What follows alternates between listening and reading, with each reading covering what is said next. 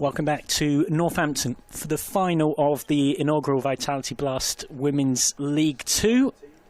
Yorkshire looking to make it a perfect 10 wins from 10 in the competition this season, but will be sternly tested by a Middlesex side who themselves have 8 wins from 9. Middlesex beating Glamorgan by 10 wickets with 9.2 overs to spare in semi-final 1. They've had a long break to rest and recuperate. Meanwhile, Yorkshire's semi-final finished just over an hour or so ago. Winners by 7 wickets with a slightly less comfortable 15 balls to spare against Glamorgan. So that's brought us to where we are. Maddie Ward, the Yorkshire skipper, calling correctly as heads from the toss against her counterpart in shot there, Saskia Hawley. And Yorkshire have won the toss and chosen to bat here on a surface that you'd have to say has looked relatively decent for batting all day, but has offered a fair bit with the new ball in terms of swing, and has offered something for the spinners as well. It's been a good all-round cricket wicket. Speaking of good all-round cricket eggs, alongside me is Georgie Heath. Well, how nice. I'll take a good egg. I think that's one of the highest compliments one can receive. I like to think I'm sort of soft-boiled. Yeah, just a nice runny yolk. So we've got Georgie hard Boyce. Exterior, soft in the middle. That's what it is. I was going to say we've got Georgie Boyce and Lauren Winfield Hill, but we do also have, well, we don't literally have eggs up here, but anyway, it's a 5-4 offside field, deep extra cover, and a deep third of the 2-hour, and we're not far from the first ball. Katie Wolfe will be a bit nervous. Floodlights just coming into play here in Northampton. We've had a mixed bag of weather today as well. The first match, rain affected, then sun blazed all afternoon through the second. Now, Wolfe's first 2 overs against Leicestershire in the semi-final went for 21. She didn't have the best individual game, despite Middlesex winning it, but here she is, opening the bowling in the final. The first ball is just guided away out to deep extra by Winfield Hill. Now, both these openers made good scores in the semi-final that's recently concluded, so that will give them a bit of confidence. Winfield Hill made 35 off 39. Boyce made 38 off 37. Yeah, she looked really comfortable, didn't she, Lauren Winfield Hill? And then Georgie Boyce as well. They made a hell of a start. Just what they needed in that chase. Set the foundation well. Nicely bowled by Wolfe, nicely played by Boyce, who is off the mark with run number 285 in the Vitality Blast this season. She's 11 after that run behind Francesca Sweet in the chase for the unofficial, not actually given out Women's Vitality Blast League 2 purple cap. I guess she'll be eyeing up that 300 as well for the tournament. Absolutely. Finty Trust will have something to say about that as well. She's on 264 with 1 innings left.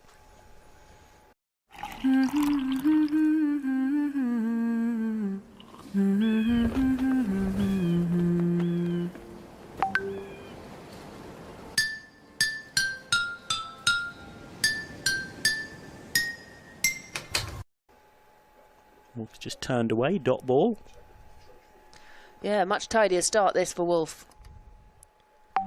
Gone for just the 2 runs so far. It's a tricky one, this, because obviously Middlesex have had such a long time since their match earlier on today. They've been sat around, you know, getting the fluids in, the food in, bit of massage. Yorkshire, they could have kept their batting pads on.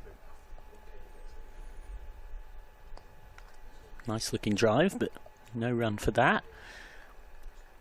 Yeah, the widespread consensus from finals days of this nature is that you would rather be the side that doesn't have the long gap.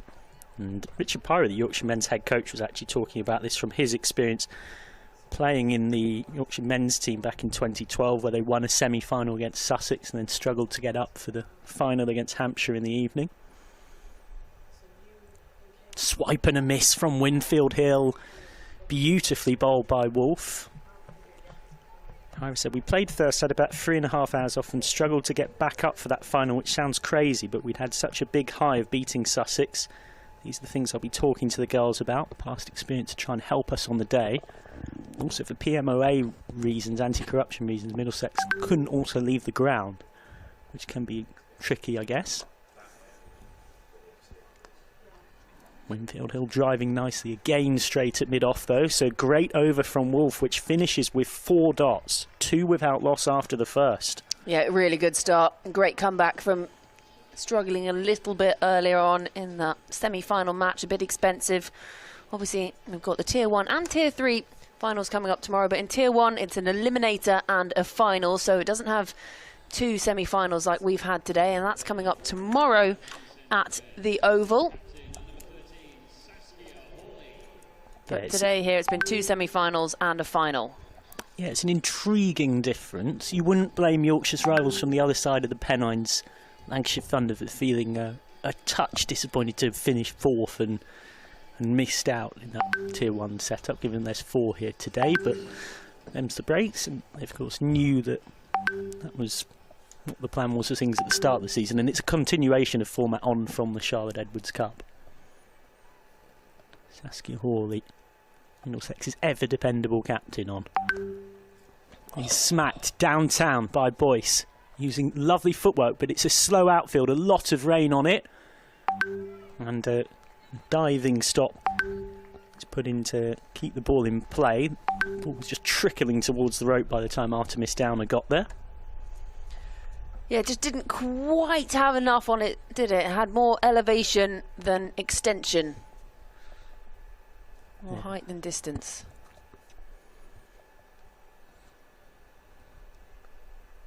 It's just guided straight to cover. Yeah, if you like your golf, it was sort of a par 3.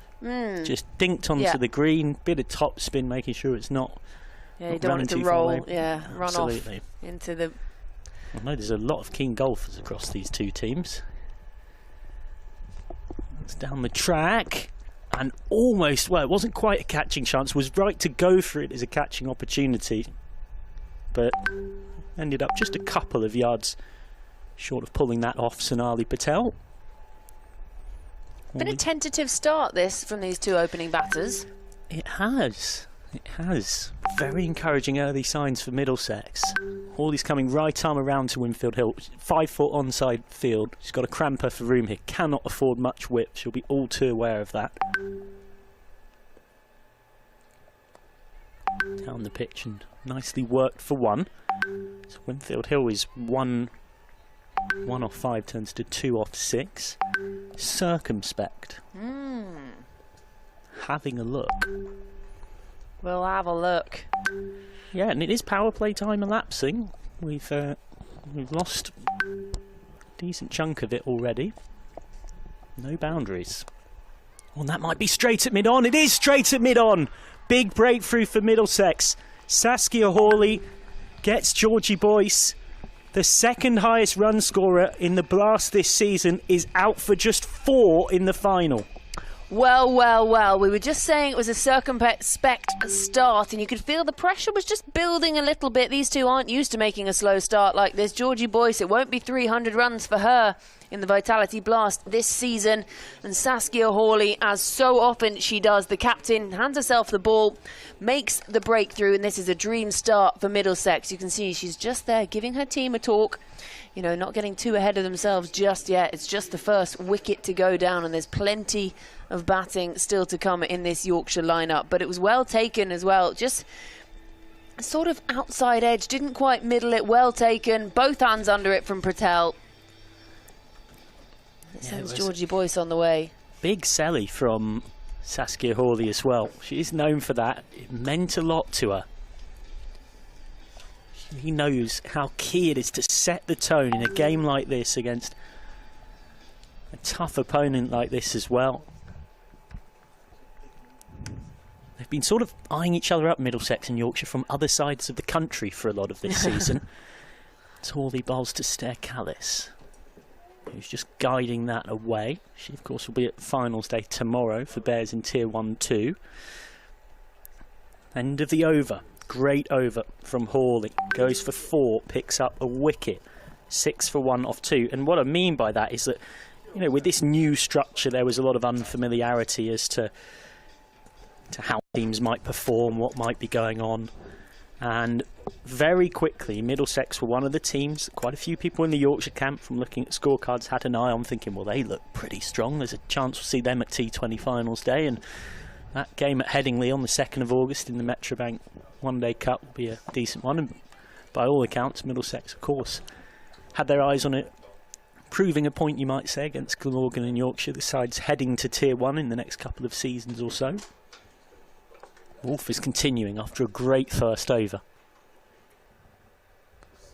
Winfield Hill just driving, but with a little circumspection. It's a good length from Wolf, who looks to have really found her rhythm and her flow in a way in which she never did in that first semi-final. Yeah, again, not quite timed by Winfield Hill. She's now 2 from 7. Choose करें सिर्फ Nestle pure life, क्योंकि हमारी आज की choices से ही बनता है इनका हेल्थी फ्यूचर, और हेल्थी फ्यूचर से कीमती कुछ नहीं. Own a residence that stands on the most premium location of downtown Islamabad, overlooking the F9 Park. Views, amenities, services unparalleled to any. An address to be envied. Elegantly designed 1 to 4 bed exclusive luxury apartments. Starting at an unbeatable price. Sukhjan Residence, Islamabad. Life at its best.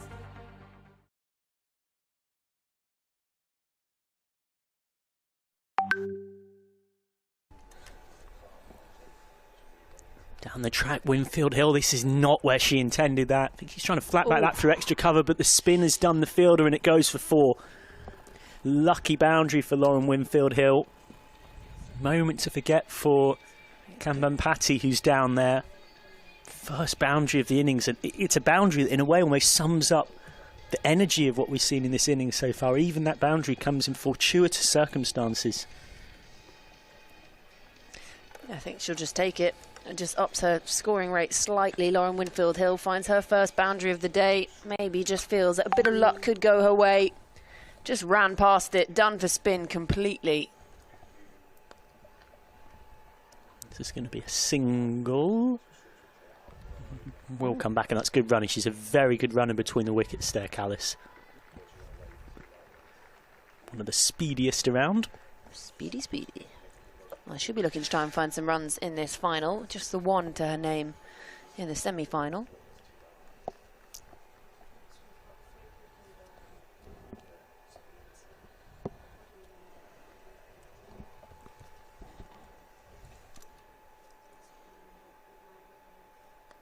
To Winfield Hill, and it's a chance in the covers, a tough chance.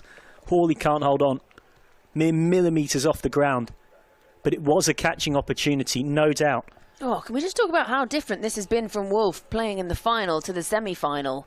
Absolutely, she's had chances. She's been unlucky that boundaries have gone off her bowling just because of a bit of spin or slight fielding error, but she's been right on it.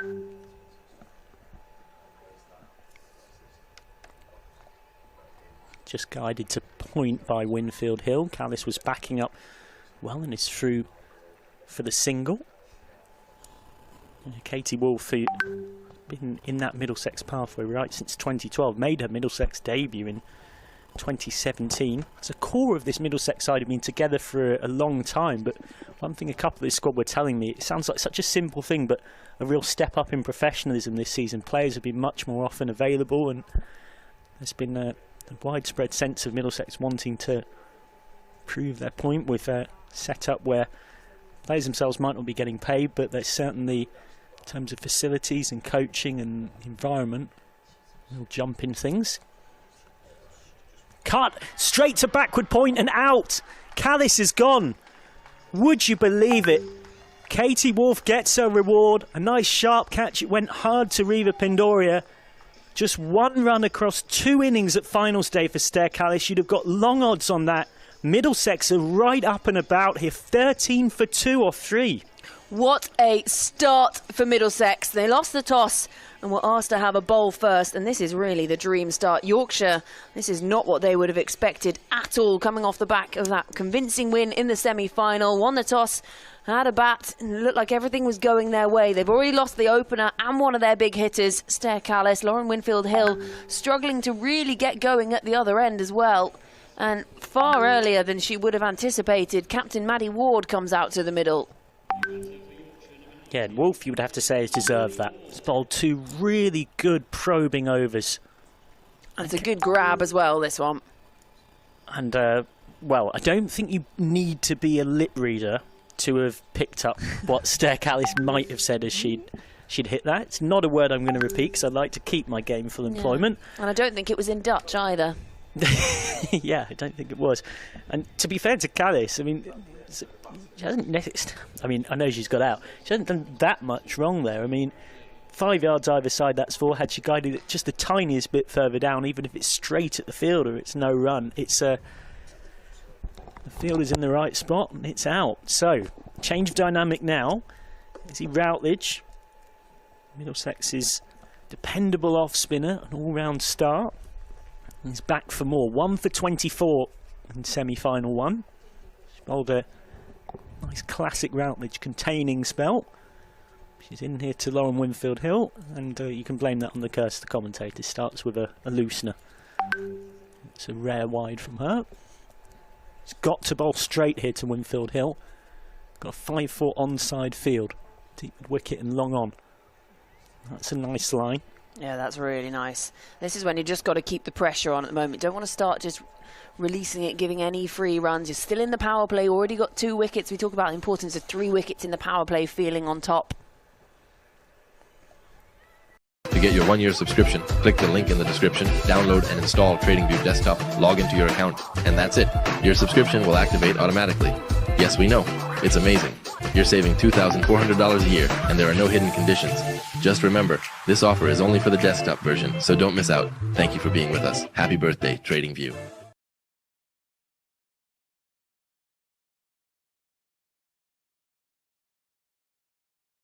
Whipped away, put straight at square leg.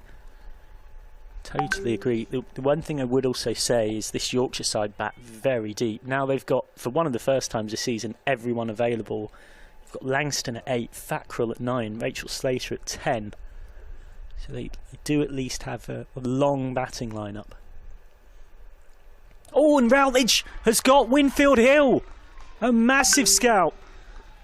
Lauren Winfield-Hill, Yorkshire legend, England World Cup winner, gone for just 9. What a moment for Izzy Routledge. 14 for 3. It goes from bad to worse for Yorkshire.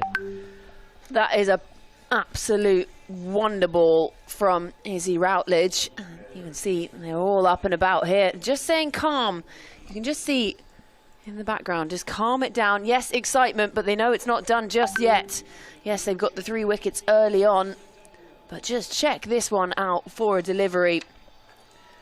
It's just straightened on her, not turned at all. Top of middle, and Lauren Winfield-Hill ends up legs akimbo, front on to the ball as well.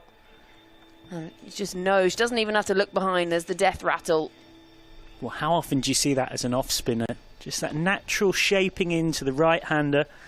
As one of her teammates at club cricket described her to me, said that she's unerringly accurate, a human metronome. You've got to hit her off her length.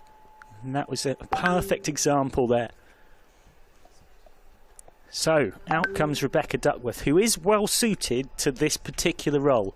She's an ideal player to lead a rebuild. She's a player who's probably marginally better suited to 50-over cricket, but has made some valuable contributions for Yorkshire in the Blast this season. They need her to step up and rescue things here. Both batters have not faced a ball yet. Starts by just blocking one back.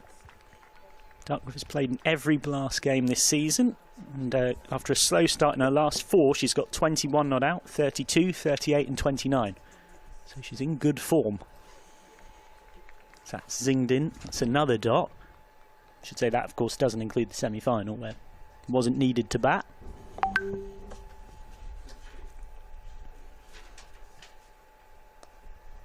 Flicked away by Duckworth. End of the over. What an over from Routledge. It starts with a wide. And if you took that out, which I know you can't, because that's not how cricket scoring works before people write in, it would be a wicket maiden. Yeah, great stuff. What a start this has been for Middlesex. You would not have expected this one coming into this final. Yorkshire the favourites, but there was always a sense that Middlesex were going to be a big test for them. And I think if you're a neutral, you're sat there with the popcorn right now thinking we've got a game right on our hands.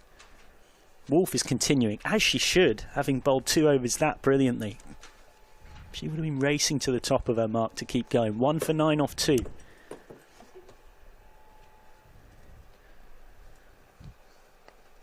A respectful block from Ward, who, it must be said, is naturally aggressive but has the ability, when the situation demands, to play in a different way. Which is right now. Yeah, absolutely. There was a 50-over game earlier on this season where she came out in a batting collapse and got a very steady 40 off 74 against Leicestershire. Just pushed into the covers. Great fielding by Hawley. Desperation to stop the ball.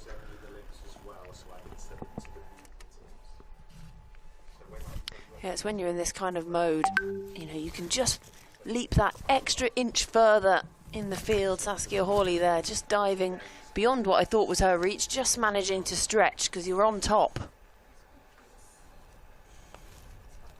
This time, Ward has managed to get it out to the extra cover sweeper for 1.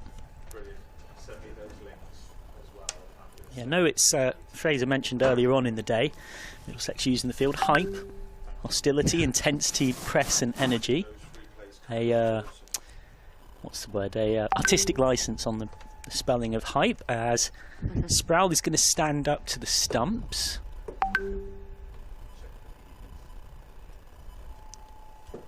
Try and trap Duckworth in her crease.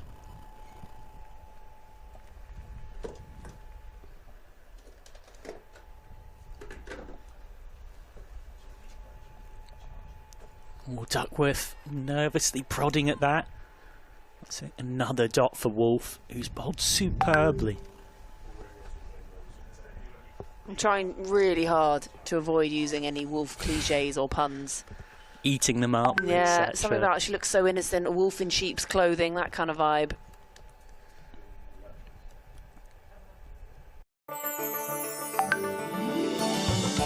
जहां पाकिस्तान वहां Dalda. Oh, nicely bowled again by Wolf. My goodness me. Well, Yorkshire talked about wanting pressure, wanting to be tested. They're getting all of that and more here. Certainly had moments where Glamorgan pushed them close. At one point went 39 balls without a boundary in their run chase, but eventually got home with relative comfort. 15 balls to spare.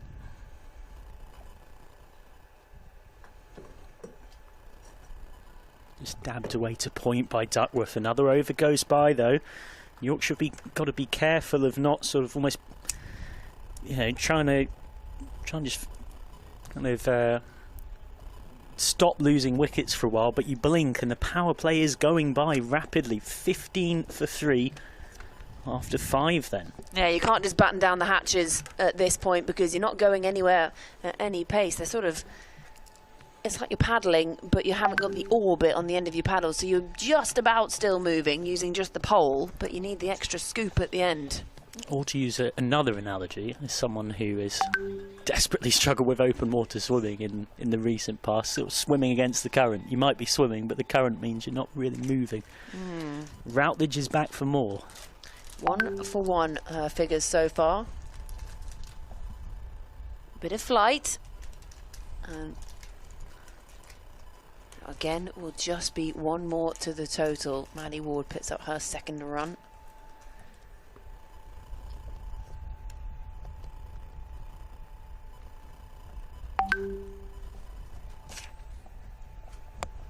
This time slightly fuller and just played respectfully back up towards Routledge by Duckworth, who's yet to get off the mark. She's now faced 7 deliveries and hasn't found a run just yet. And this time pushes it away, and 1 more to the total. So Duckworth finally off the mark.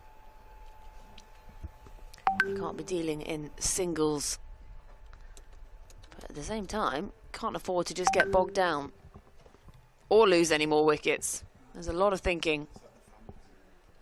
This one pulled away, and finally Maddie Ward finds the boundary, and it just bisects the 2 dugouts.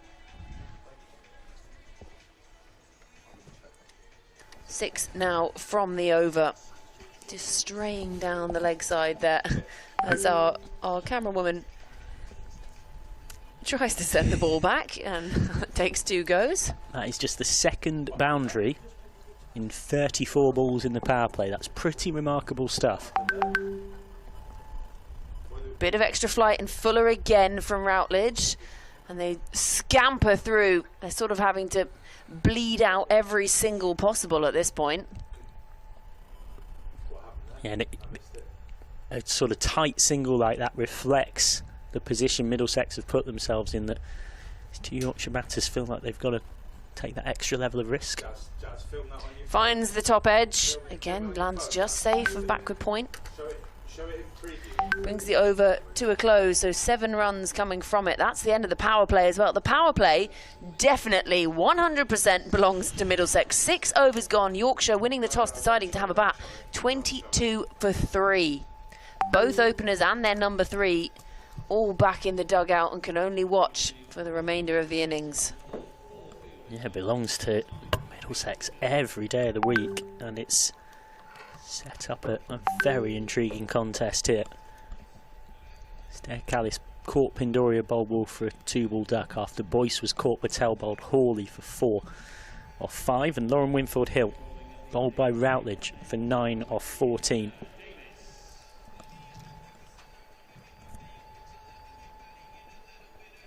Hannah Davis, who bowled so well in that semi-final, 3 for 17, is on.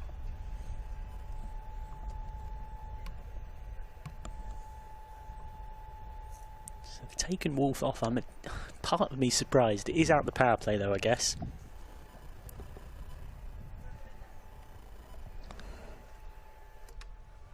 Again, just straying on that leg side. Manages to get something on it, Maddie Ward. Bit of pad. Davis just wiping her hand.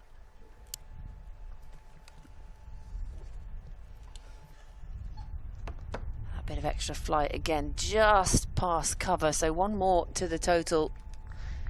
Really moon ball there from Davis.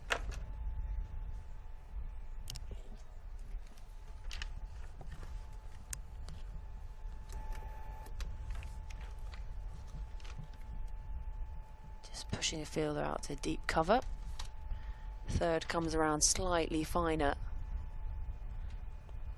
Well, even more flight on this one from Davis. And again, just squirted out for 1. Tidy start this from Davis.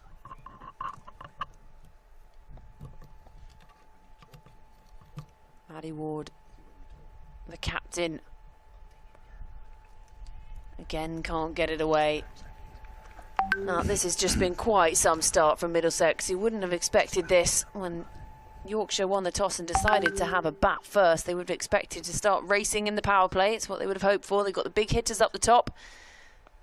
And the captain goes aerial this time. And fielder coming in off the boundary at deep mid-wicket for a moment. Thought she was in the game. And in the end, it comes off the shins, I think. But just a little bit of extra intent there from Maddie Ward. Sort of understanding the situation.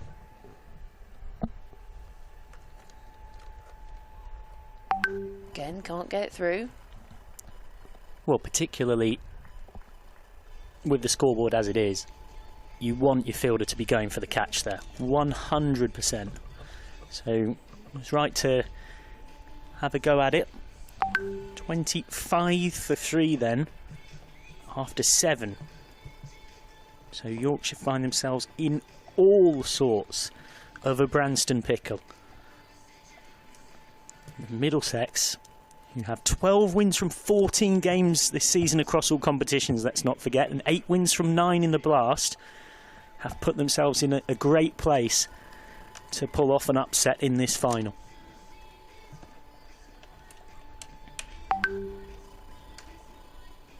Yorkshire going at just 3.5 and over.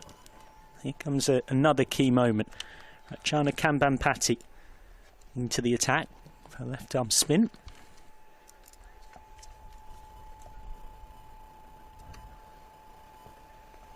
Played respectfully by Maddie Ward, just off the back foot. Liv, can you just check the commentary audio, just for clarity? We're hearing Just having a swap round of fielders here. Saskia Hawley pushes herself up to mid-off. You might need to listen to a program out. Moves very early, and this one has gone fine enough, just past the keeper. Don't think it's got enough on it. No, it hasn't. Maddie Ward bags another couple. Just have a listen and see if you can hear like a little, like a punching noise, like a digital punching noise, like. Well, you know that you'll get this with Maddie Ward. Those little fine scoop, sweet reverse shots. She's such an intriguing player to watch against both spin and seam. Thanks. Yeah, just diving over that one. One more to the total. एक और cup Soni धरती के नाम हर 900 ग्राम pack के साथ free limited edition mug. Now Yorkshire still just hanging around here. They need to start pushing up into another gear because at this point they're going absolutely nowhere. Yes, they haven't lost any more wickets, but they've barely picked up any more runs. 28 for 3 after 7.5 overs.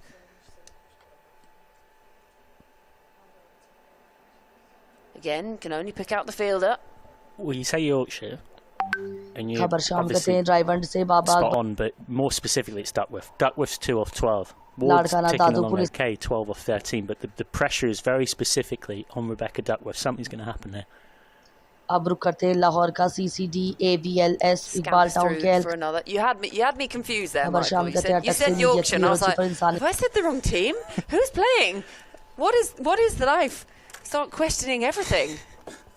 I think at this stage of finals day, if we're on the right teams and players, I think at this stage, if I'd With called just two of Yorkshire us. the wrong thing, then I should just see myself out.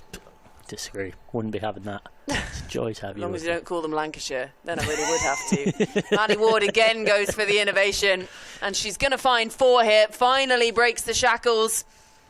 खबर Just शाम कहते works हैं driver Kambampati round the corner. 4 off the final ball of the over. So it means that 8 actually have come from that one. अब रुक करते हैं लाहौर का Just CCD starting to accelerate, the captain needed to. 8 overs gone, 33 for Tree. खबर शाम कहते हैं taxi media की भी That is 9 off the over. Not sure quite. Was that a Middlesex or Yorkshire accent there? It was Irish. No, I'm messing. It was Irish. I'm messing. I was actually thinking because we had a reference. You referring to Ireland in the first innings, whether we've had any Irish players at this finals day, but we don't. We don't. We've seen Orla Prendergast over with the Blaze, obviously. Yep.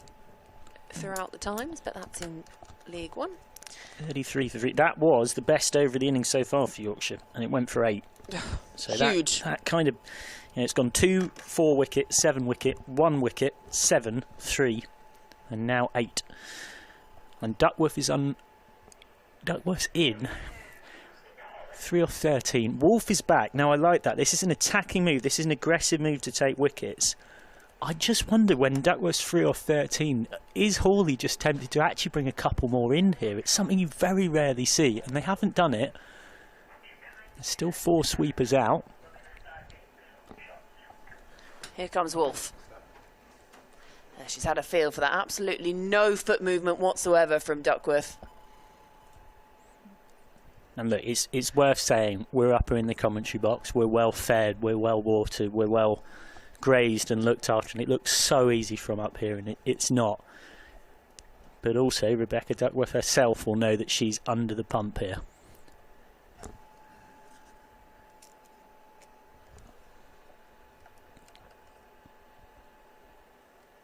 She does find the gap here, but there's protection out in the deep, so she'll pick up at least one. Coming back for a second, almost a collision in the middle. Yeah, there was always two there, because the fielder's got to go 10 yards round to her left, and it's a long throw from out there. But again, it reflects the situation that Duckworth and Ward hesitated a bit over coming back.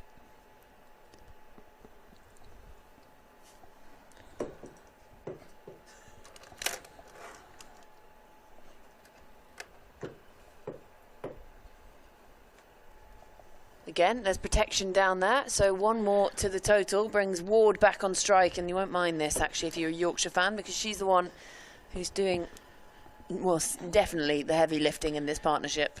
Yeah, it should be said, Duckworth, in her last few innings, I mentioned she made scores of significance where she had started a little on the slower side and caught up to being around, if not above, a run a ball in games that were relatively low scoring. The pressure is on, no doubt, and Wolf's bowling beautifully. Yeah, full and straight, can't get it through. The thing is, as well, is if Yorkshire win a better team position, Duckworth could take that mentality of I'm going to go and try and hit this. But there's an element of certainly valuing her wicket. Yorkshire might bat deep, but they are 3 down early doors.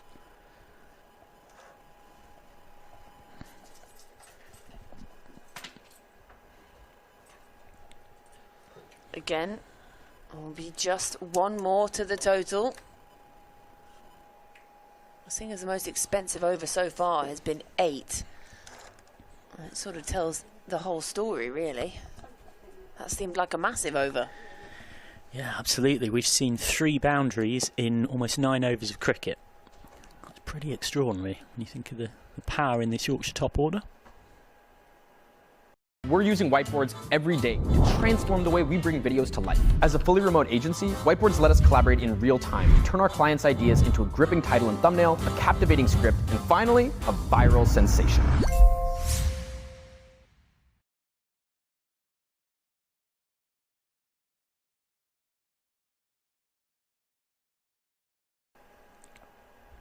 Has a feel for this one, and there's a half stop that keeps it to 1. That means that Duckworth will retain strike for the beginning of the next over. Just the 5 coming from the 9th, 9 gone. Yorkshire 38 for 3. What a spell from Katie Wolf.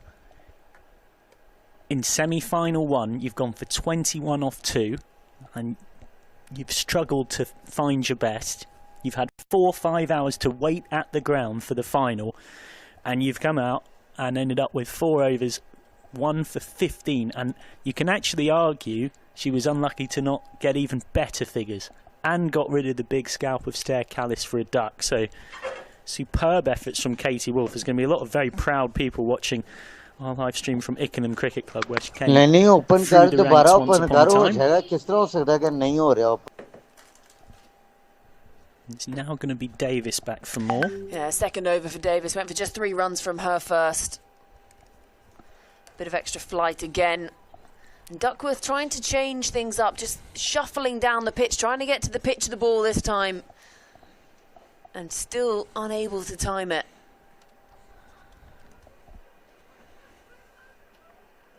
And they'll scamper through. She adds 1 more to the total. Yeah, she's been working a lot on her more attacking part of her game, using her feet to spin, Rebecca Duckworth. She's always been, particularly in the 50 over side of things, a very good sort of traditional batter.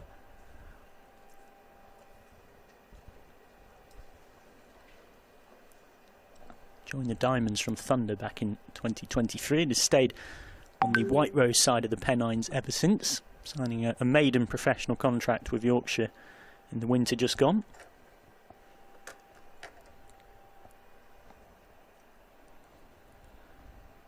Davis again, building the dots.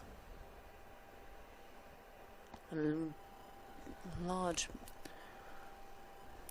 open space that's hit into, but still fielder out on the boundary means it's still just 1. That run rate, 4.07 in a final. The T20 blast. The Yorkshire side who rocketed into the final in the end. Full toss, and it's smacked back just past Davis, and finally they find the boundary off Davis's bowling. That was there to be eaten up, and Maddie Ward says, yes please, I'll have some of that with mayo on it. Yeah, it's Rebecca Duckworth's first boundary. Scoreboard is just got the strike all the way around at the moment, so Duckworth will feel so much better for that. Comes down the track, turns it into a full toss. It definitely was not one until Duckworth's fine footwork. Oh my goodness, he's short and he's run out. Duckworth had set off. Fantastic fielding. 43 for 4. Reva Pindoria, who produced the magic bit of fielding last weekend that won Middlesex the game on the final ball against Gloucestershire, has done it again. This is absolutely brilliant, creating something out of nothing. And Yorkshire are in all sorts of bother. Another one goes, 43 for 4, and Duckworth's struggling vigil is over. Yeah, had finally found a boundary. Looked like she was just loosened the shackles. Well, this was what you would call a brain fade. Just set off. Maddie Ward tries to send her back. The rocket arm came in. No mistake behind the stumps as well. 4 down now, and well, that's just what happens when you're in. Your brain gets in a bit of a spaghetti situation, all scrambled. We've scrambled eggs, and now we're in a tangle. Yeah, please bear with us on the live stream for a moment. The scorers are just unpicking that there because the boundary was briefly credited to Ward rather than Duckworth. This is the dismissal. It's in front of square, so it is Duckworth's call. Now, we can't hear out there, and we don't have the benefit of a stump microphone, just what was or was not said between Duckworth or Ward. Whether Duckworth said yes and Ward didn't come, or Duckworth simply ran but did not call. You can often find those ones just in front or just behind point are awkward ones for two batters to negotiate, particularly when their side is under pressure, as Yorkshire were. What we know for certain is Duckworth is gone for 12 off 22, and at the midway point of things, Yorkshire need a heroine, and so often this season that has come in the form of Amy Campbell. Yeah, well, those two came together when the score was 14 for 3 after 3.5 overs, so they've seen them through 6.5 overs, getting to 44 for 4. And Amy Campbell, she finished that semi-final with such a flourish. Has now got a very different job to do. Davis on, and Davis has got her. It's another wicket. 2 in as many balls. It's a golden duck for Amy Campbell. This is absolutely remarkable.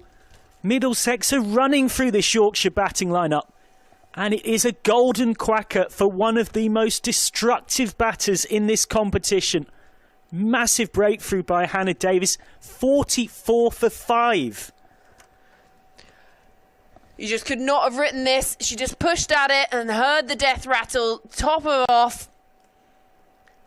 And Amy Campbell comes and Amy Campbell goes. Saskia Hawley there still telling her team, you know, we can't celebrate anything just yet. We've got to stay disciplined. Maddie Ward, the captain, is just watching wickets tumble around her now. She's 18 from 17, doing her level best to hold things together. Yeah, one thing that I mentioned, it's a top spinner. Campbell's played for a bit of turn. That's a very good ball to get first up. It's an absolute peach of a delivery from Davis. Now, I mentioned how Yorkshire have got this deep lower middle order. It's going to be really tested here. Olivia Thomas, who's played a few valuable innings coming out in some tricky situations, none you would say are quite as tricky as this, is going to have to do it again. Scoreboard still catching up. It's 44 for 5. Hawley is cut away.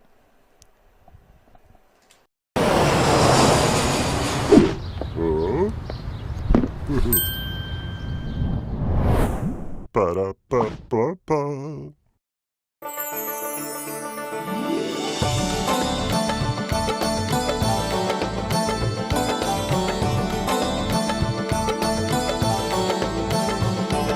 जहां पाकिस्तान वहां Dalda.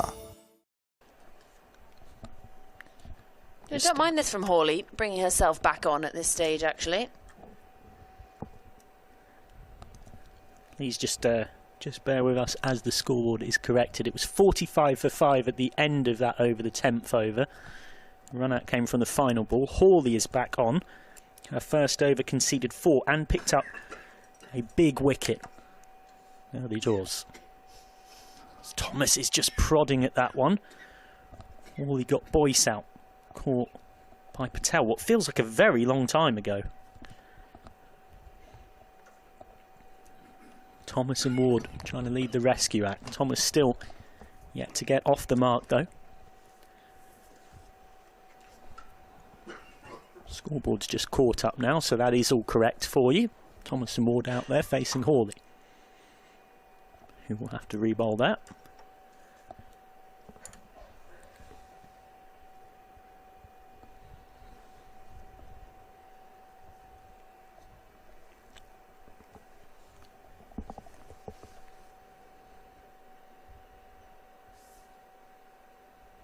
Thomas just nurdling, goes to set off for a run. It's definitely Ward's call down there, and Ward sends her back. Hawley running near enough through the over. It's something she's known for doing really well. Blink and you miss it. Again, Thomas is blocking. 4 dots in a row here.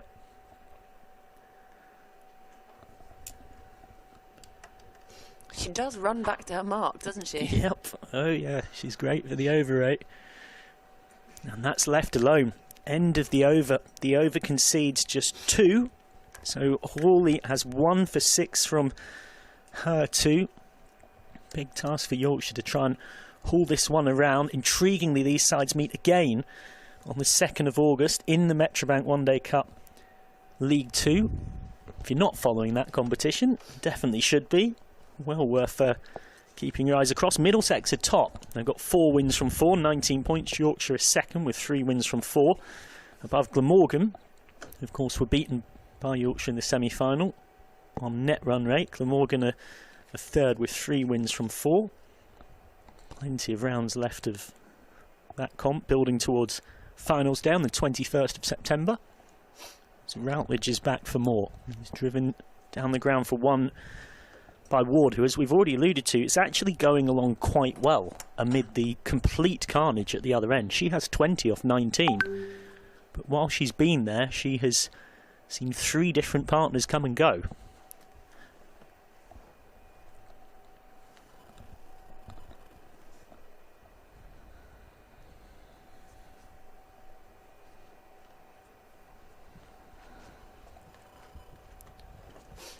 Just push straight to extra cover. Thomas still yet to get off the mark from 6 balls faced.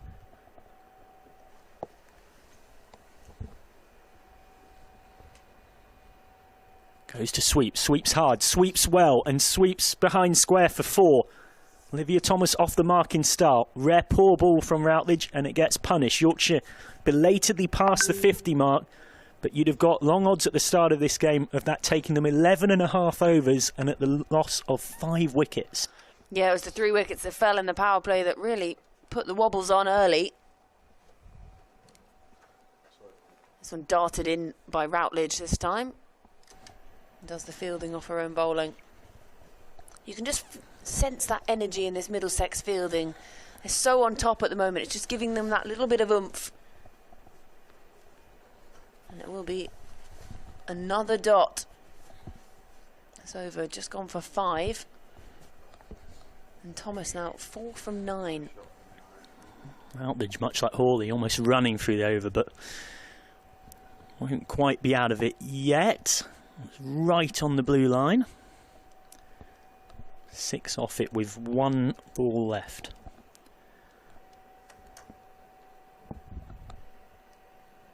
This is turned away, but won't get anything for that. So 12 overs gone. 52 for 5. Yorkshire on the scramble. 1 for 14 off 3 for Routledge. You sense that Ward is key here.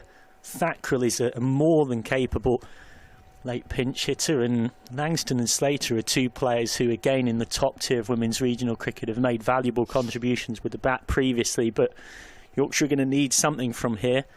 10 and over, which feels incredibly optimistic, would get them to 132. Well, seeing as the most expensive over we've seen so far has been 8.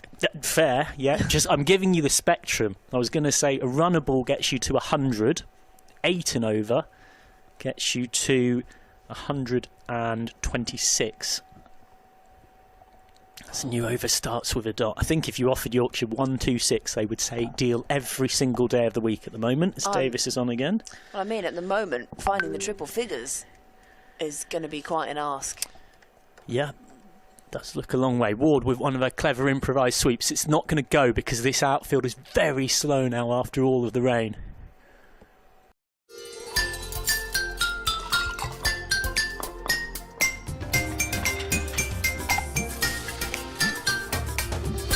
एक और cup Soni धरती के नाम हर 900 ग्राम pack के साथ free limited edition mug. Feel the most at home. Electrolux for better living. And Olivia Thomas wants 3. Wasn't 3 there. Clever work from Hawley. Hawley went, just provided the relay throw option, and that ensured that 3 was not a possibility.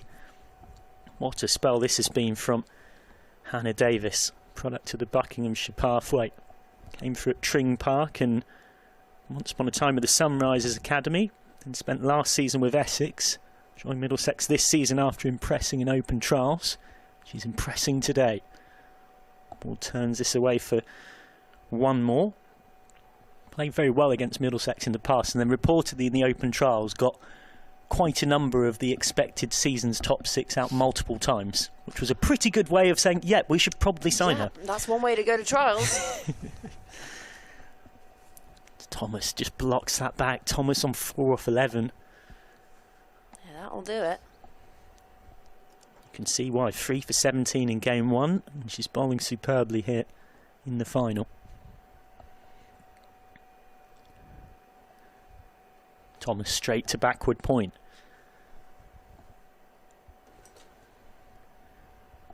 Yeah, this is proving really problematic now for Thomas. She's 4 from 12, so striking at 33.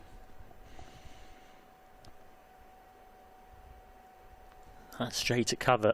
So end of the over. So all the 5s, 55 for 5. Just 3 off that over. And the other concerning thing for Yorkshire with that Thomas innings, you may remember she hit that one boundary off Routledge. So the dot ball percentage is through the roof. Through the roof. Through the woof. Through the woof, sorry. Turn into a dog for a second. 12. She's 12 of the 13 balls that she's faced have been dot balls. So the dot ball percentage is 92% at the moment for Liv Thomas, which is a big concern because Ward's set, but she needs the strike at least. Kampan Patty back from our end, pavilion end, as that's turned away by Ward for another single, which now means that Thomas is facing, and Thomas has got to find her way out of this tricky situation.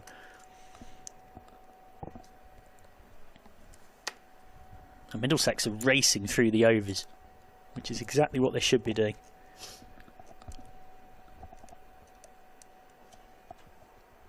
On the ground for 1, no real chance of 2 there, but that's better from Thomas. That's at least what Yorkshire need. Got to be scoring from vast majority of the deliveries they're facing now.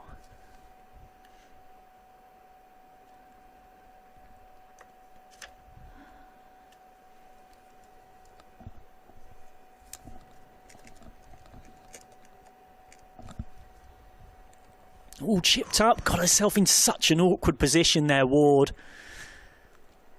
Ends with another single. It's really difficult for this pair to judge. At what point do they try and accelerate? Just wonder, there's also the possibility this pitch is playing a little worse, having got worn through the day. Maybe a touch slower. Maybe a bit trickier for batting. So that's back to Kamban Patty, and That is out. Well, there's a real delayed celebration because even Kambanpati herself didn't seem certain, and then goes flying off for one of her trademark energetic celebrations that she's known for. The queen of the celly for Middlesex is at it again, but she had to, in something you will not see every day, turn around and look at the umpire to check that a court and bowl was out. There was a moment where most people in the ground, including yours truly in the commentary box, was pretty sure this was a bump ball, but no, the replay confirmed, struck on the half volley, straight back to Rachana Kambanpati, and just watch it. She waits for that moment from umpire Julia Jarvis, and off she goes. See, that was reminiscent of when you really pleaded at your mum, can I have an ice cream? And then finally she gives in, says yes, and you go off and give it the big ones. Well, I was promised this weekend, I'd seen it a couple of times in person, that you get some big sellies from Rachana Kambanpati. I didn't expect to see one where she had to wait that long to start it from a court and bowled. But you never know what this great game is going to give you next. Well, Maddie Ward is still out there in the middle watching wickets tumble. The captain must just be thinking, can I just get back on strike, please? I'm going along all right, 25 from 24. Now Beth Langston has had to stroll out to the middle. And they're only in the 14th over here. 58 for 6, Yorkshire. Lunch is served. Have it with refreshing Tang.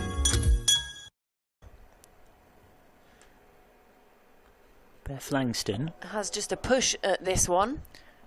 Has faced, just before that delivery, 3 balls in competitive cricket this season for Yorkshire. So this is tough for her. I mean, she's experienced. She's a very good all-rounder. That's flicked away. Nice shot for 1.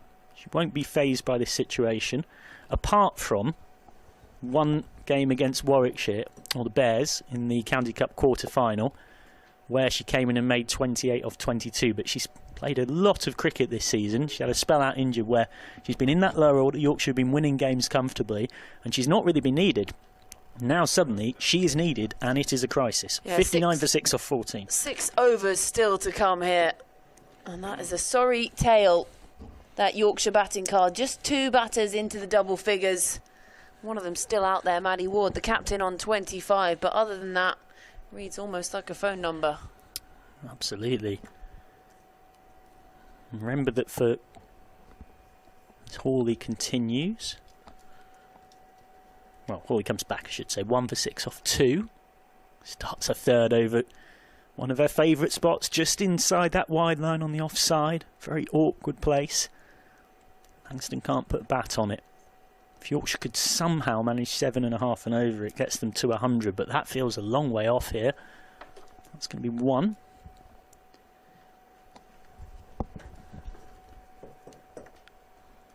And for all Yorkshire came into this finals day favourites, worth reiterating, they've by no means been invincible this season. 12 wins from 14 before today. Steps across and almost got herself in the right old tangle ward, and now the throw to the bowler's end, and if Hawley picks that up cleanly, it's run out, and she doesn't. That's perhaps the only mistake Middlesex have made so far in this final. It's Saskia Hawley. She would have expected herself to take that cleanly. There was confusion. The run, well, in the end, came through okay, but the throw came in. It wasn't a bad throw. It was just Hawley trying to sort of take the bails off before she'd even collected the ball. Missed run up by Hawley to Ward on 26. That's nibbled away. Yet another dot ball. Though it's one thing the analysts keep a real track of dot ball percentage. That's going to be very high in this innings. We've seen 5 boundaries in almost 15 overs. Plenty of flight. Nice looking shot from Langston. Picks up 1. The only other error I can think of from Middlesex was when Winfield Hill was dropped on 8 by Hawley off Wolf. That was an extremely tough catch. Down the track, Ward. Hawley responds well to the charge. Really good battle on here, but it's a battle right now that Middlesex are dominating. Maddie Ward is almost a lone fighter at times here for Yorkshire. 62 for 6 off 15. We have still not had an over in the innings that has seen more than 8 runs scored off it. Yeah, wickets shared around for the Middlesex bowlers, as well as the run out in there. Used 5 bowlers so far. So 5 overs, still to come. Maddie Ward out there in the middle trying to see her team to something respectable that they might be able to defend. I mean, trying to eye up 3 figures at least at the moment. 62 for 6, 5 overs still to come. Also, they've been very tidy. Only the 3 extras bowled by Middlesex's bowlers too. And Davis is going to complete her set here. She's gone for just 12 runs and picked up the wicket from her 3.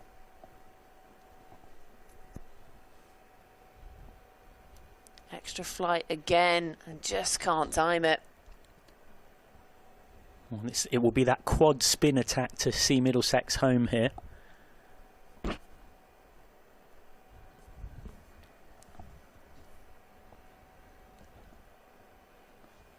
And it should just be 1 here, yeah. Fielder comes in off the boundary at long on. Middlesex with just 2 losses this season. Lost by 30 runs against Glamorgan at Colwyn Bay in mid-June. And they fell well short, chasing 172 to win. That's their only T20 Blast defeat. Yeah, Maddie Ward doing what she does, goes for something innovative. Is it gonna just have enough? Yes, it is. The captain finds the boundary. She moves on to 30. She scored nearly half of Yorkshire's runs. Yeah, she's hit 3 of the meagre 6 boundaries that Yorkshire have managed. But that's a classic Ward shot, just using the pace. A rare chance for those Yorkshire supporters to make their voices heard.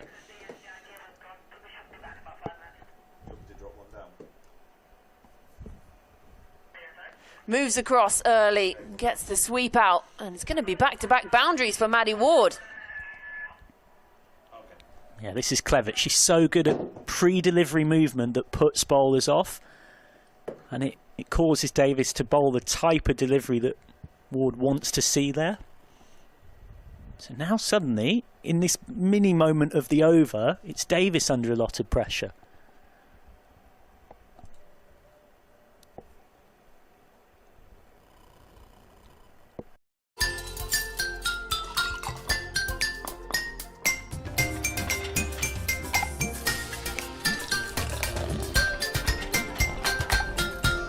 तो हो जाए सोनी धरती के नाम टपाल दानेदार का एक और cup.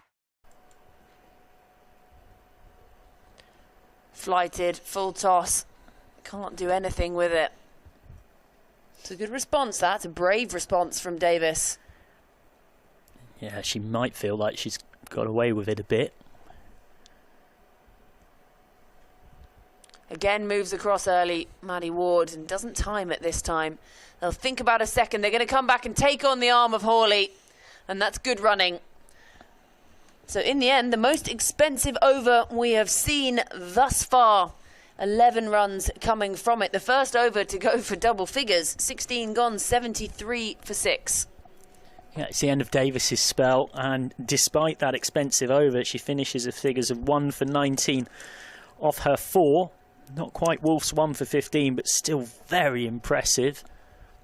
And Yorkshire have got 4 overs to try and rescue themselves. 4 big overs. They could be looking at 110. If they can get 4 more overs in the region of what they've just managed. Middlesex, I mentioned they only lost twice. Their only other defeat was in round 1 of the County Cup against Kent. What Finty Truster called a dark day. They really felt like they missed out on a draw that they felt had opened up nicely for them and could have resulted in a round 3 game against Tier 1 Blaze. But as you've seen, Middlesex have learnt those T20 lessons handsomely since then. Here comes Kamban Patti, straying down the leg side, but I think a little bit of pad or something on it, so she gets away with 1.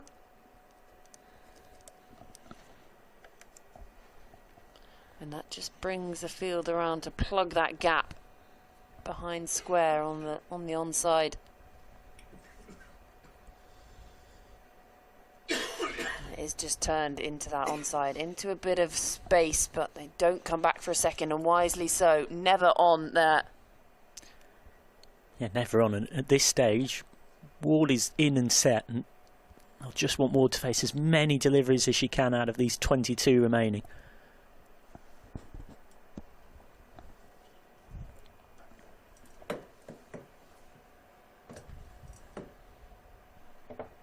Goes aerial into the onside this time and picks up another 4. Maddie Ward is trying to do this single-handedly at the moment. The young captain leading from the front. Yeah, she's picked the gap between those two sweepers.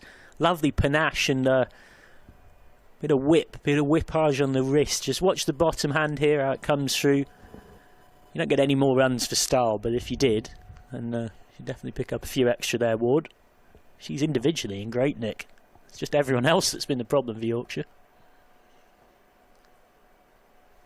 Sticks out one hand and just managed to get something on it to stop the boundary. Trying to come back, chance of a run out. And just little lack of awareness out in the deep there, slow on the throw. Great credit to Wolf with the initial stop, because that's turned 4 into 1. And it also crucially means Ward has lost the strike.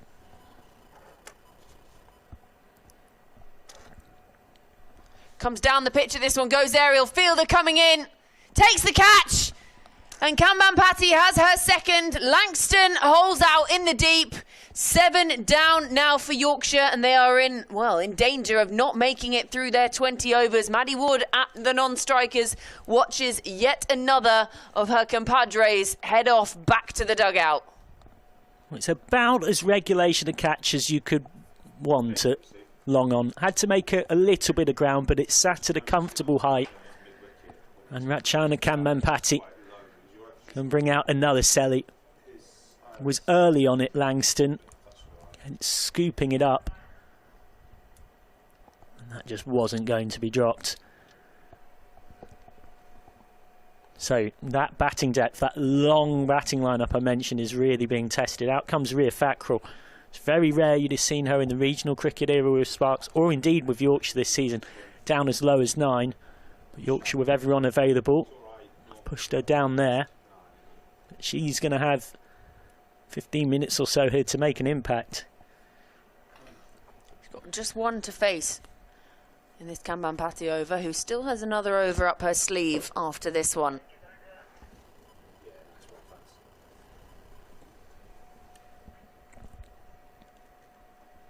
Works this round the corner. The fielder is positioned there, gets a sort of half stop, scampering back for a second, slow on the turn. That's just safe. So 17 overs now come to a close. 81 for 7.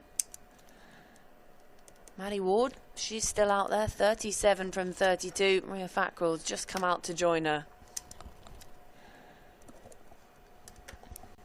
Yeah, my red pen, my sort of commentator scoring system has been in use a lot, and I must say I was briefly reaching for it there. 81 for 7. Ward is on strike. It's a tiny consolation for Yorkshire. I feel like I'm sitting next to my physics teacher with you and all these pens. Doing my best to keep track of the chaos. Well, it's just because my physics homework usually had a lot of red pen on it. Sounds like my chemistry homework. Probably explains how we ended up being cricket commentators. Well. We probably found a job that suited our abilities. It's rubbish. Yeah, I haven't had to use a Van de Graaff generator yet in my commentary career. That will just be 1 to the total. Something about every action has an equal and opposite reaction. You start bringing those in, and that's exactly what Middlesex won't want. Something about pressure equals force over area. That's what and the Middlesex pressure is on. won't want. They won't want their actions to have an equal and opposite reaction from Yorkshire with the ball. See what you did there. Thank you. I was just trying to get it out, and you were trying to talk over me, and I was like, no, I'm having this one. I'll scamper through for one, just stopped there by Saskia Hawley. I had my pressure equals force over area ready. No. Which was the only one that could come to mind. There's definitely a lot of pressure on Yorkshire here.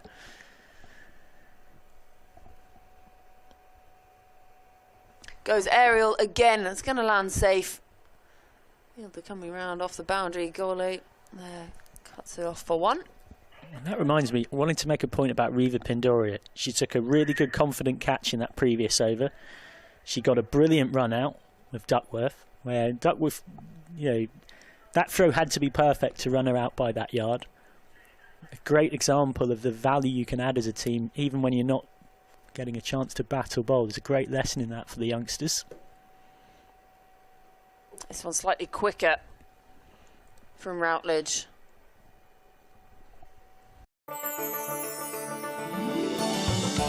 जहां पाकिस्तान वहां Dalda.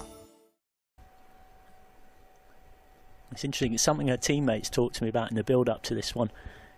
Didn't bat or bowl in that first game, what with Middlesex winning by 10 wickets, but switched on and ready to make a big difference when the moments presented themselves to Arriva Pindoria. Shuffles down the pitch at this one, keeps it along the carpet. So again, just one, brings Ward back on strike for the final delivery of this over. She's 39 from 34.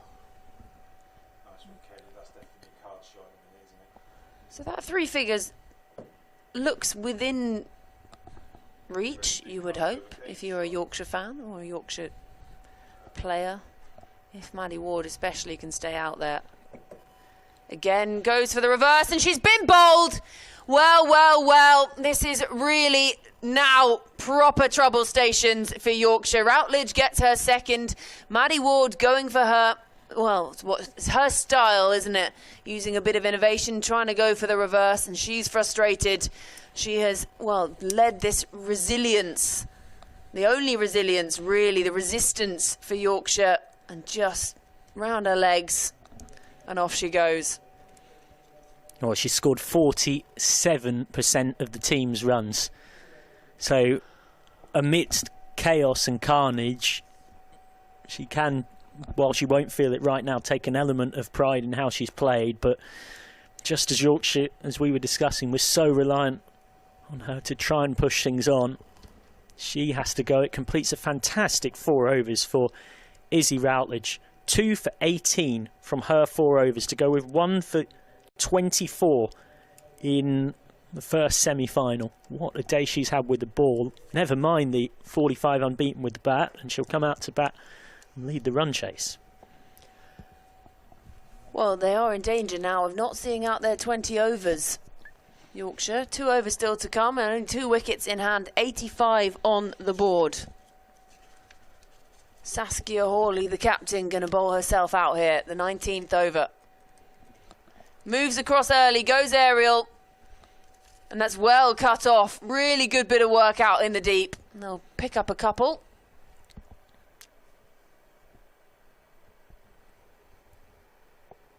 Beautiful evening sunshine now here at the county ground. Very capable death hitter when she gets it right, Thackrell. Cracked a crucial 19 not out of 10 against Derbyshire that was match winning. Well, tries to launch this one into tomorrow, and it's a all swing no ding. She rehearses that shot, spins a bat around. No runs for bat speed. No, but sometimes I'm convinced you can hear the whoosh of the bat. You definitely can. Speaking from experience. This time moves across early, and Hawley follows her nicely.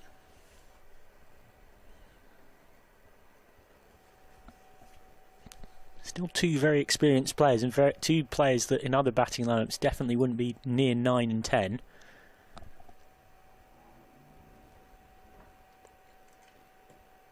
Oh, that's gone through the legs of the keeper somehow. Bottom edge, but runs is runs, and they will take them however they come at the moment, Yorkshire. And that's 2 more of them.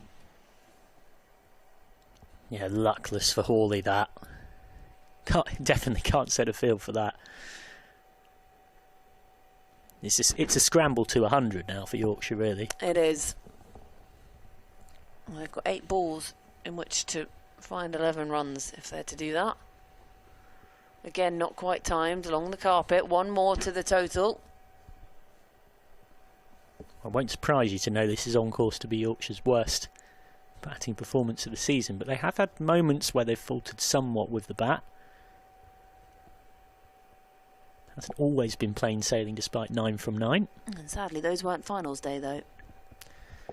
And again, that'll just be 1 more to the total. So Hawley has finished her allocation for the day. 6 runs coming from that over. She finishes with 1 for 15. So 1 over still to come. Yorkshire 91 for 8. They've had some games where they've batted first and haven't batted that well. The difference is they still scored at least 15 or 20 more than they're going to end up with here. And it's safe to say, just based on blunt statistics, they were facing an opposition who were a weaker batting lineup when they came to defend that total, and they managed to bowl and field well enough to slightly get themselves out of jail a bit. But Yorkshire are going to have to do that on a whole different scale here. Rachel Slater facing up. I know Richard Pryor has said he sees her in the long term as someone capable of playing in the middle order. She's worked really hard on her batting over the winter. Hasn't got long, the Scot, to make an impact here. Moves across early, up, inside out. It's going to plug. There's 3 fielders giving pursuit, and as we saw earlier, the outfielder has got slow with the bits of rain around today. Really good hard running to get 3 there. Yorkshire 6 short of the 100. It's amazing how much emphasis psychologically teams place on a milestone like that.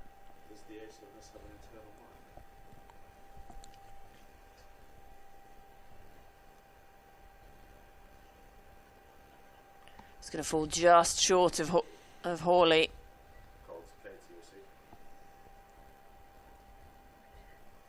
Yeah, Hawley actually did well. Those can be really awkward, those sort of low skidders. 5 to get for Yorkshire off 4 for that 100 mark. So 4 balls still to come in this innings. Along the carpet, straight to Hawley, and they set off. It's sort of tip and run at this point. She doesn't even bother to send the throw in. I think Middlesex would be more than content with 3 singles here and a round pound 100 to win.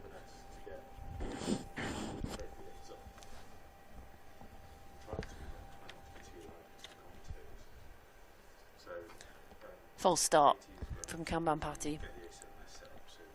Now Fackrell off for a wonder. You stop, then I stop, then Yeah. you stop, then I stop.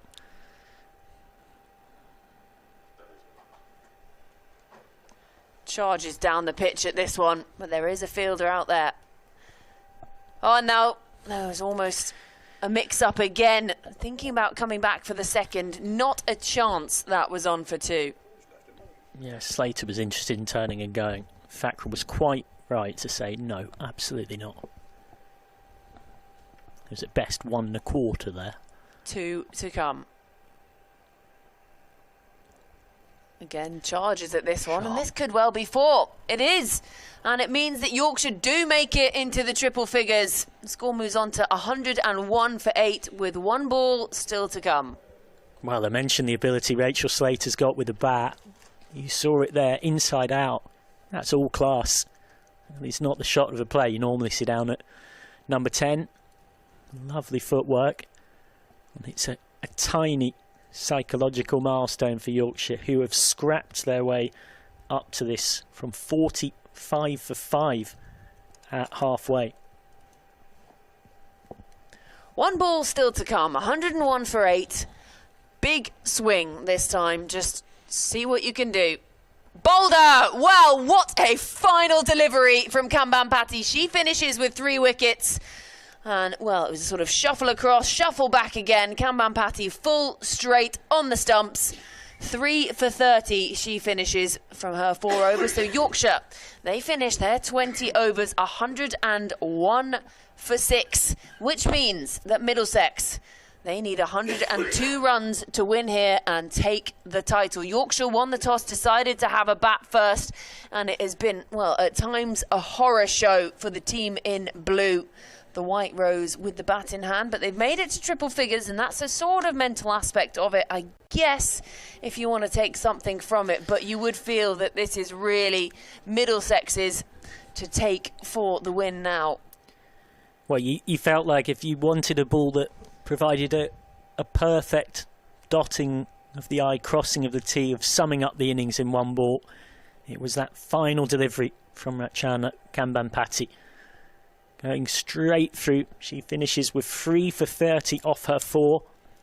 The match summary is one that will delight supporters of our live stream who are from Middlesex, because they have control of this final, and regardless of the pitch looking a little trickier to bat on, the outfield looking trickier, there is absolutely no doubt this is a below par score. We'll be back for the run chase in around 10 minutes or so's time. 102 to win.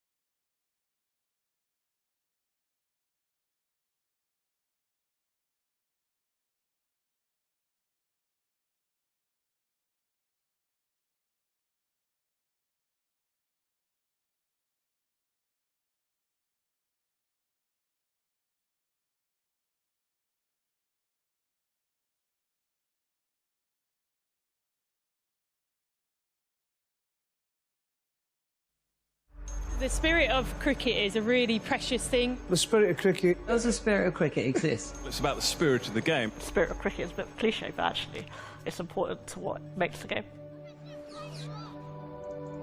What is it? This game we call cricket. Some say it's just that.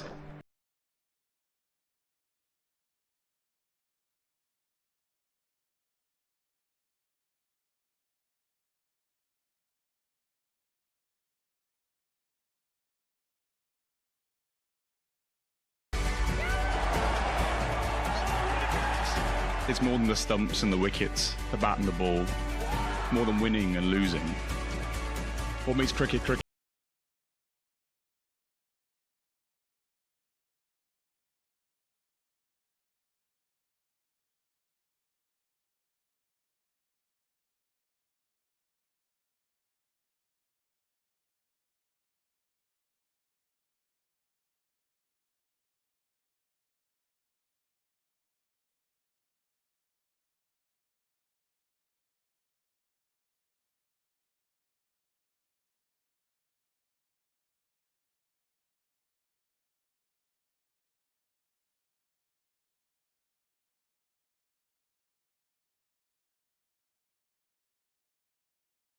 This beautiful game, this game that we love, this game we call cricket.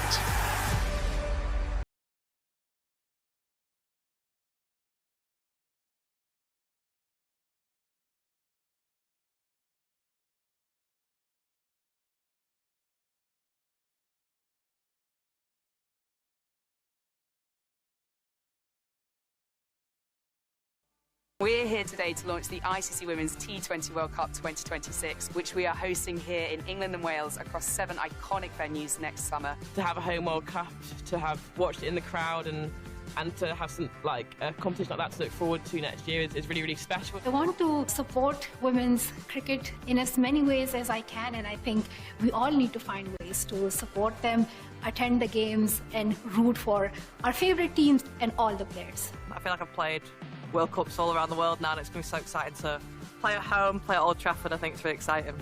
The energy today at this event was amazing. Sitting next to Malala, sitting across from Ellie. Energizing, empowering, and I think it was kind of a call of duty. I think today's really important because you've brought a whole bunch of people with different perspectives into one room. It's very rare that you get everybody to clear their diaries to do that, and it just goes to show how important it is as well. It'll pass quicker than you can ever imagine. Even the build-up to it, I think the build-up is almost just as special as the tournament itself. You can kind of feel like something is changing. You immediately feel like you're part of it and you're part of a movement. What it means for us to host a World Cup, and I look back as a huge sports fan and think of the Euros for the women and what that did for women's sport, for football.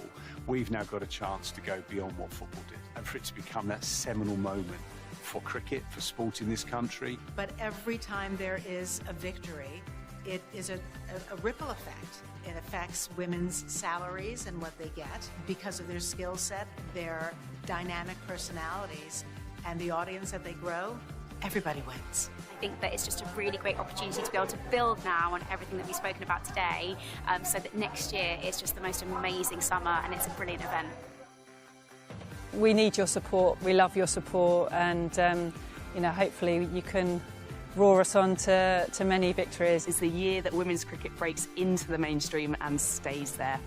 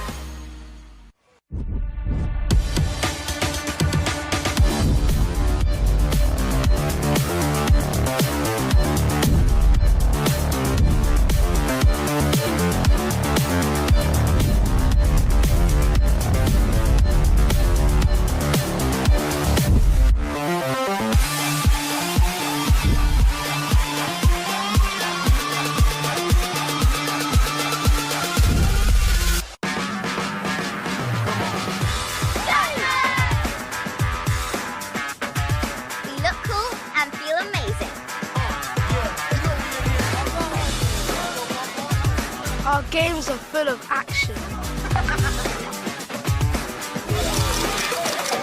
This is the way we play. Give it 100. Sign up now.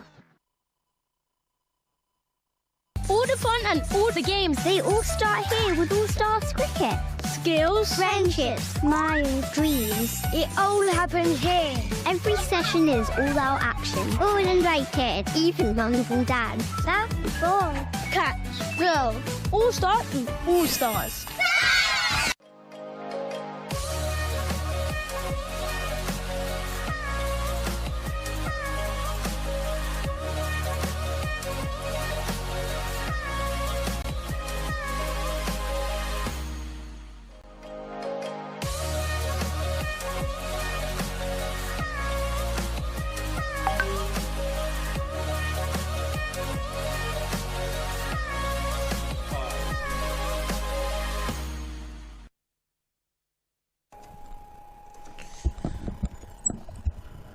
Welcome back to Northampton. 102 is the target. The required run rate of 5.1 and over. Routledge and Trust are out there. They will be feeling supremely confident. Earlier on in the day, they put on an unbroken stand in chasing 108 to win against Leicestershire. Trust they made 52 not out of 30. Routledge also impressive in striking an unbeaten 45 of 34. And an opening partnership, even half as impressive as that, would be greatly useful for them in pursuit of something of an upset win against Yorkshire. In pursuit of glory. In pursuit of glory, and alongside me someone who's always so impressive to have her company. Georgia. I thought you could say someone who's always in pursuit of glory. Pursuit, yes. Receival of slightly less. Now, Yorkshire are going to have to bowl and field here like absolute demons. They've had a few blast games this season where they've posted scores that have been in and around that 120 sort of region, and it's been their bowling and fielding that's got them out of jail. But this is a whole other level altogether. Beth Langston to bowl the first over of the reply into Routledge, who is up to 207 runs in the blast this season with the 45 she scored earlier on. This opening pair have been excellent. A couple of early wickets is key for Yorkshire, and ideally these two.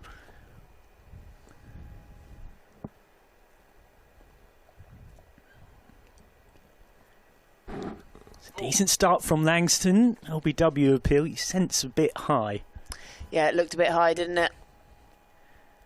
Above the knee roll, you'd say. Routledge not the tallest of figures, but still kicking on. Now, Langston earlier on in the day was superb. 2 for 19 off her 4.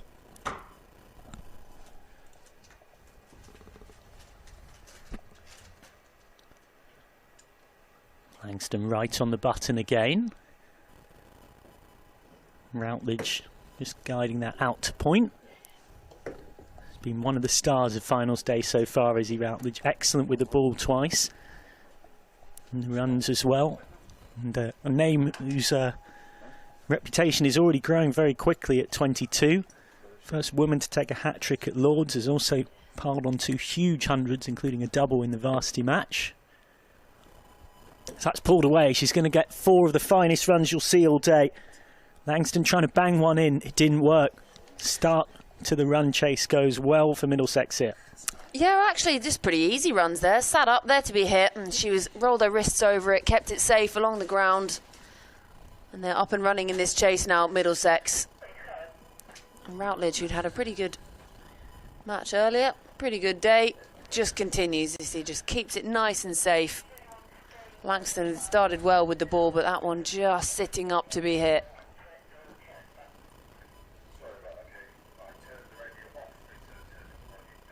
That's a much better delivery from Langston. I just wonder whether that was her intentional bumper, but the pitch is slow, so it didn't really get above that belly button height, or it's a delivery where she was trying to bowl back of a length and just got a length wrong.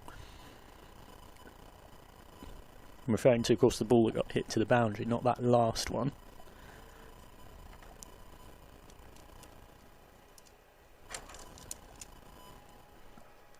That's back to Langston. Fields well in a follow through. Nice looking straight drive from Routledge. Product of Triplo Cricket Club. Has also played for Cambridge St Giles and the Old Leysians. Made a Cambridgeshire and Hunts County debut as a 14-year-old. Then spent some time at Essex. I know Middlesex were delighted to get her services in 2022. Short, pulled away, 4 more for Routledge. Once again punishing the short ball from Langston, and that was definitely the intentional bouncer, and it gets the treatment. 8 off the over, 8 for none off 1. Yeah, fiery first over, just what they wanted, Middlesex. Yes, it's not a big target, but what you want to do is take a hefty chunk out of it, break the back of the chase early on so that they don't have to take it deep and into the sort of 18th, 19th over, because that's when it does start to get nervy. And, you know, you talk about the nerves of a final.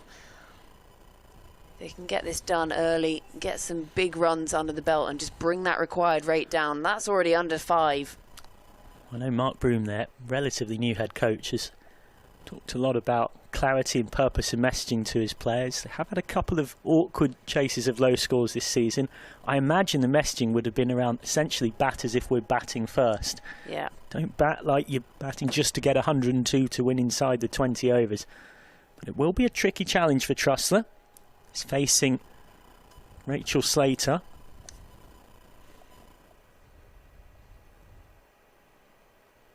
It's a lovely start from Slater. As Trussler, as you would say, wafting at it. I don't know why I say wafting. I probably should say wafting, but it's just stuck. I don't know. I know what you mean. Sort of the phrases come into your head. It's like me with scamperage for running between the wickets.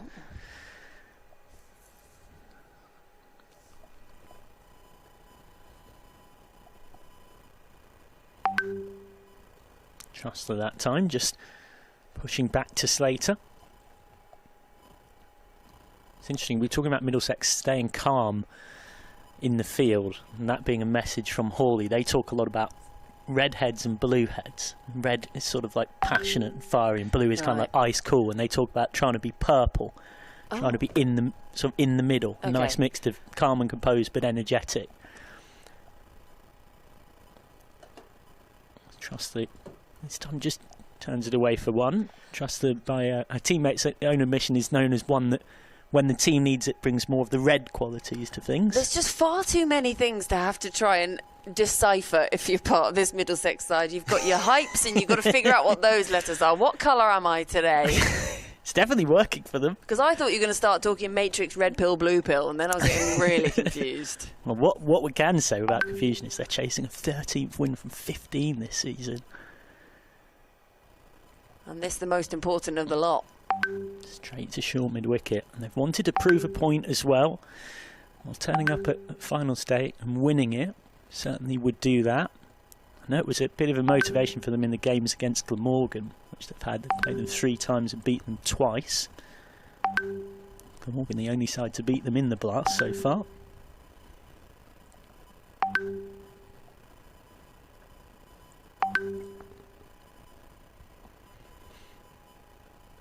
That's a horrible ball from Slater. It's not what you need when you've only got 101 on the board.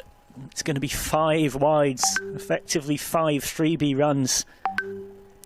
And a rare poor ball from Slater spoils what have been such a tight over. I was just going to say, this is the over they needed after 8 off the first one. Really tidy from Slater. She'd bowled it nicely.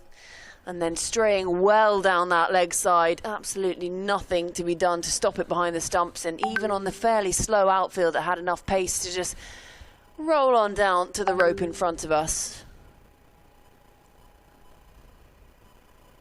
Better ball from Slater. That's into the pads. It's a appeal more in a lot of hope than expectation from behind the stumps. Scoreboard says 4 wides at the moment. That I believe will get ticked over. It is 5 wides. So this over has gone for 5 on Slater's figures, plus the leg by.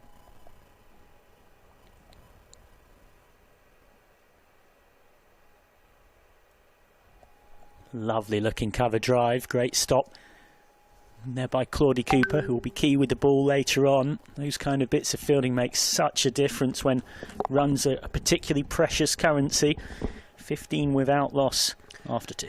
Yeah, it's a really good bit of fielding actually, and it's one of those that you've got those sort of practice wickets out there, you've got the bit of the strip out, so it can get a really awkward bounce, and she predicted the bounce really well because that can end up bobbling up and taking out your chin, your front teeth, and a very expensive bobble up if it does hit you in the face.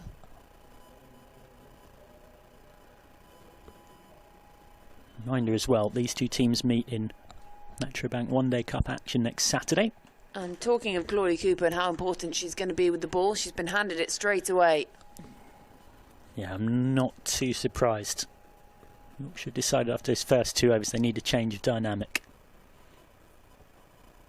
Straight to mid-off. Now, Claudie Cooper in 75% of the first over she's bowled of spells this season has picked up a wicket. She's got an unusually high tendency to do so. Targets the stumps early and can make things happen, but that's just a full toss and it gets the treatment it deserves, and Cooper might be a little disappointed to have not stopped it off her own bowling. She's normally so good at fielding in such a situation. 4 more. I think she has managed to get a bit of a hand to it because she's just holding it there and trying to extend her fingers and utter a few profanities in her head, one would imagine. So that shows, though, it was nice footwork from Routledge to create the length that she wanted. It's maybe a little harsh when calling it a full toss from Cooper. Routledge makes it look like a worse ball than it was. And that's a poor delivery. She's worked a lot, Routledge, on her more attacking options over the winter. Footwork against spin, and we saw it in action there. An ability to go through the gears, an ability to score quickly in the power play.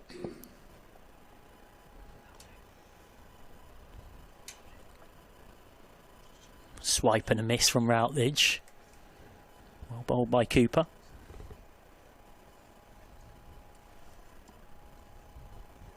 In fact, she's flooded that into her own foot, and she's in a bit of pain there, Routledge. Those can be pretty unpleasant if you get them in the wrong spot. She's having a little chuckle to Trussler. She tried to take a bit of time out by going and having a chat with her partner. Just has to defend what's a good ball. Make sure she watches the backspin. What's interesting in this final is that Maddie Ward and Lauren Winfield-Hill have swapped around from the semi-finals. So in the semi-final, it was Maddie Ward who was keeping wicket, and now it's Lauren Winfield-Hill, as this one is just pushed towards cover. So we did mention it in that semi-final, how they had the option of either Winfield-Hill or Ward behind the stump. So they've decided that it will be Winfield-Hill with the gloves and Maddie Ward directing as the captain with those red boots on at mid-off. That's turned away for a dot to finish the over, so still no early breakthrough for Yorkshire. 5 off it, 20 without loss after 3. Middlesex will be very content with this as a start. Now, does Ward go? Yeah, I thought this might happen. It's going to be Olivia Thomas. This is an aggressive move. It's a bold move, but in the circumstances of the game, for me, it tactically makes sense. They've got their leg spinner into the attack very early here. It's a bold strategy, Carton. Yeah, there's going to be flight, there'll be temptation. She likes to get the ball up above the batter's eye line, but with the game situation as it is, I think it's time for a calculated risk for Yorkshire. Olivia Thomas came into today with sitting 8th in the last wickets tally. He's as good a person as anyone who you could turn to for something different and for a breakthrough. Winfield-Hill, you can see, looks like a traffic controller out there, directing fielders around, getting that field set up, pointing in all sorts of directions, using all her 104 England caps of experience. It's a nice start from Thomas, but it's a nice shot off the back foot. Lovely guide this from Trussler, which will stop in the slow outfield and bring 2. Yeah, it was a good chase by Georgie Boyce. Detritus left in her wake as she went flying. Hat, glasses, everything falling out of her pocket as she went to cut that one off. And it just slows. It's almost like it hits this just bit of quicksand or something. It just slows the ball down completely as it goes towards that boundary rope down in front of us. All back towards Thomas, who just flies a hand out in hope more than expectation, but away it goes for 4. Great shot from Trussler, making room, inviting Thomas to bowl full and at the stumps. Thomas did that and got punished. Yeah, well, if Yorkshire weren't worried before, now they really will be. Finty Trussler just bludgeoning this one. And that is one of her signature shots, sort of straight V bludgeon, if you will. Not sure how you quite categorise that as an analyst. That's a technical term, yeah. But I think you get the idea. Goes back this time, but that's straight at Boyce. And that's one of the good things about this opening pair. They do tend to score in very different areas a lot of the time. Routledge tends to be a little stronger square of the wicket, very good through the covers. It's been a key opening partnership for Middlesex this season, statistically speaking, as good as anyone in Tier 2. Into the pads from Olivia Thomas. He did an interview on the Nobles That Cricket podcast about her autism and ADHD that's well worth a listen, with Alex Hartley and Kate Cross. There's someone part of that community as well. It was great to hear her being so open and talking through that. Well worth a listen. It's Thomas again, short, pulled out to deep mid-wicket. That will be one. Thomas is doing what she's been brought on to do here. Give it plenty of flight and try and make something happen. Take a level of risk. Winfield Hill's just going down and having a little word. Yeah, how much have we seen this? You've seen a lot of Yorkshire this summer. I was saying how obviously Maddie Ward kept wicket in the semi-final, and now Lauren Winfield Hill in the final. Must just be such a luxury to be able to have that interchangeability. As Winfield Hill takes that one. So 27 without loss after 4. Yeah, and of course the other thing for Yorkshire that was a bit of an unexpected discovery in the winter nets was Ward's excellence as a spin bowler, and they haven't had that to call on in the blast because of Ward instead taking the gloves. They've basically taken the attitude that when Winfield Hill is around in the blast, it's almost like a bonus. She'll come in, and on the whole, she hasn't kept wicket. I wonder whether today it's about workload, thinking that maybe giving both one game each just spreads the workload out a little more. Both equally excellent keepers. Cooper's back for more. Guided straight to backward point for no run.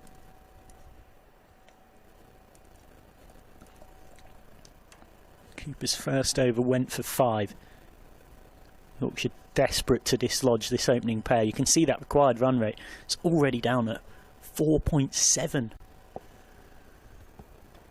Down the track and hit back over her head. What a shot from Trussler. Again, we've mentioned this before.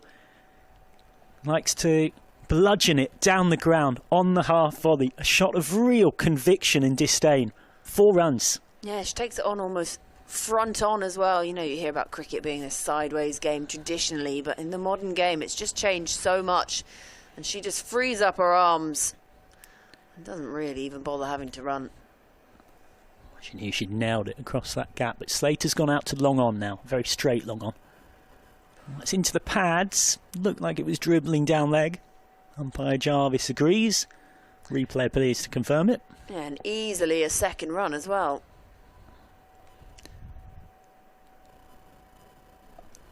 And this game is disappearing away from Yorkshire fast.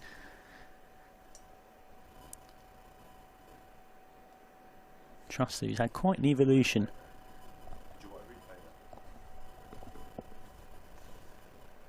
Just plops that one into the leg side. It feels like a long time ago that Finty Trussler played a couple of games for the Southern Vipers as a 19-year-old leg spinner back in 2022 in the Rachel Hayhoe Flint Trophy. Took a couple of wickets in each. And here she is all these 3 years later as a very good opening batter. But Cooper wins that mini duel. Play and a miss.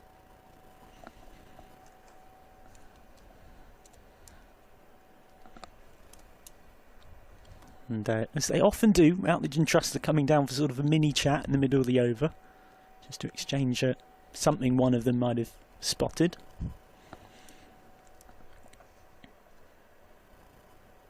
Cooper trying to push it quicker and flatter. Well, that's gone through Winfield Hill, and not for the first time in this innings. It's going to be 5 wides. So add in the one that happened off Slater, and that's effectively 10 bonus runs that Yorkshire have handed to Middlesex.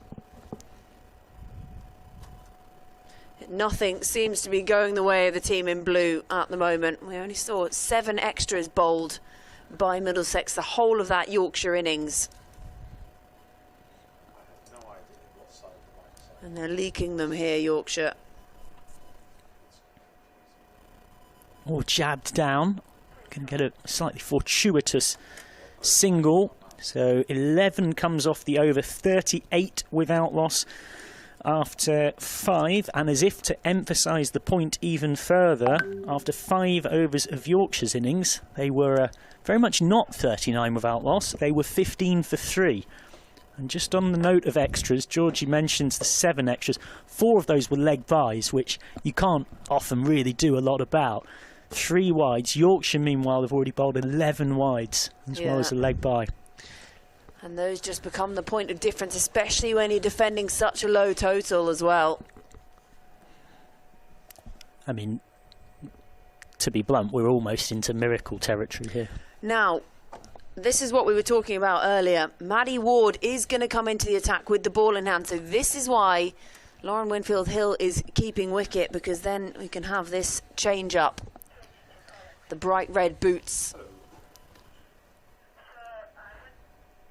Nice, quick darted in by Ward. Well, the tricky thing for Ward is this is actually the first time she's bowled in a competitive game in well over a month, because she's been keeping for all of the blast. Now comes in no pressure. Well, she's been the best of the Yorkshire players today with the bat, and now she's trying to do the business with the ball. This one will just pick up a couple as it squirts through the covers. She just bowls little offies, and then she's got a leg spinner in the locker as a change-up. She's been very effective for Yorkshire in the County Cup and in the 50-over comp too. Straying down the leg side again. Lauren Winfield-Hill does well to get across and get something in the way. Not taken cleanly, but still stopped. But another extra to the total as well.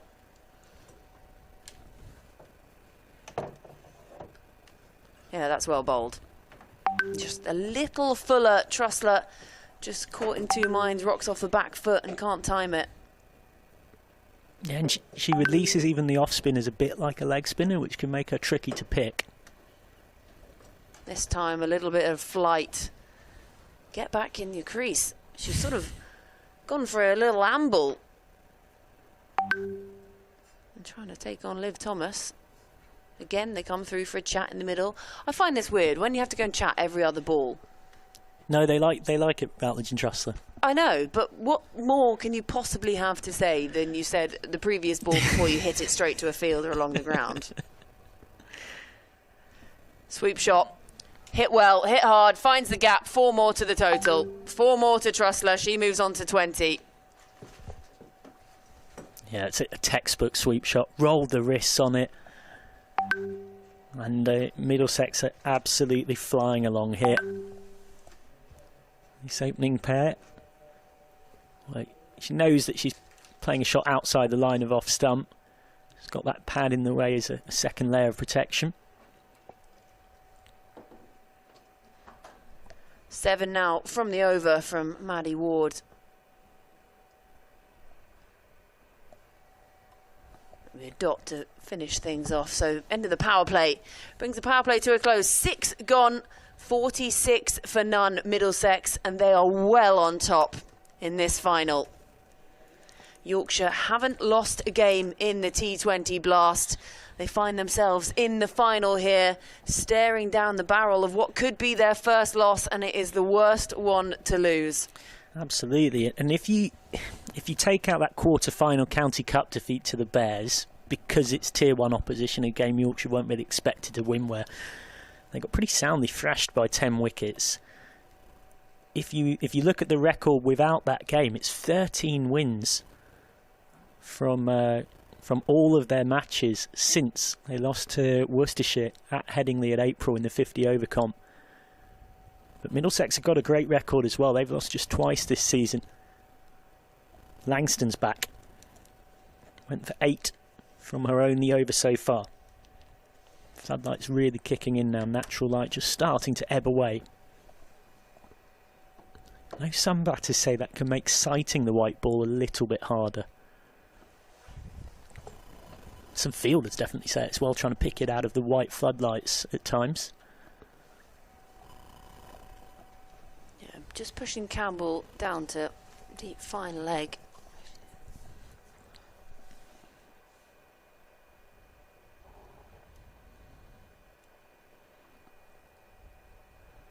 Should be just one here.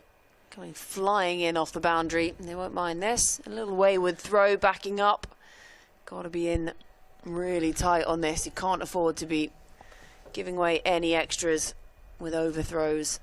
But where are they going to find this wicket? That's the problem. They've got to break this partnership. They saw them home in the semi-final, these two. And now they're just carbon copy doing the same here in the final.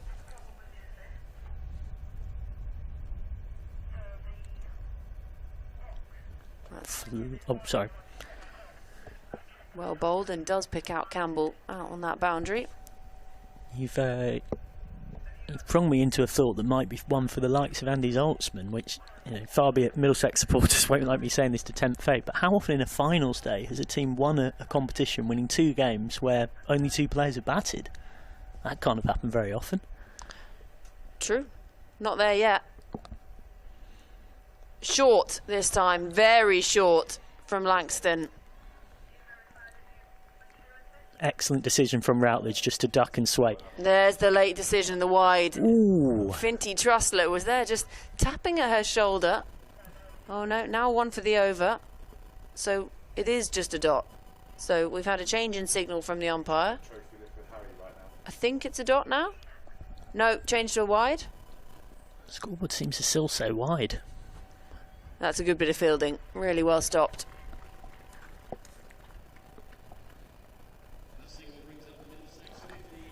Well, I feel for Langston there. And that brings the 50 up. 50 up inside the 7 overs for Middlesex. Yet to lose a wicket. This opening partnership has proved prolific in the semi-final and doing just the same thing here in the final.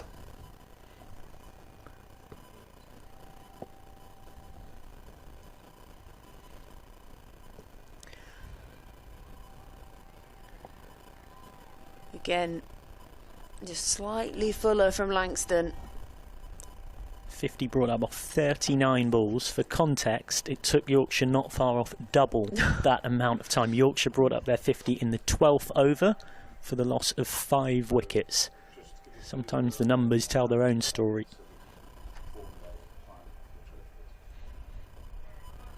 Comes charging at this one.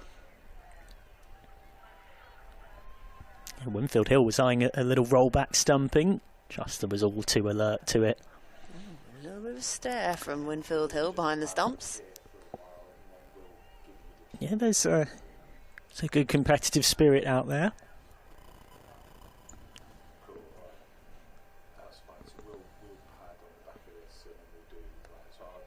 They're not quite where she was intending to hit it. They'll think about coming back for a second, won't take on the fielder, which means that he'll retain the strike for the beginning of the next over. 7 overs gone. Middlesex well on top here. 51 without loss. That target is another 51 runs away, and they've got 13 overs to do it.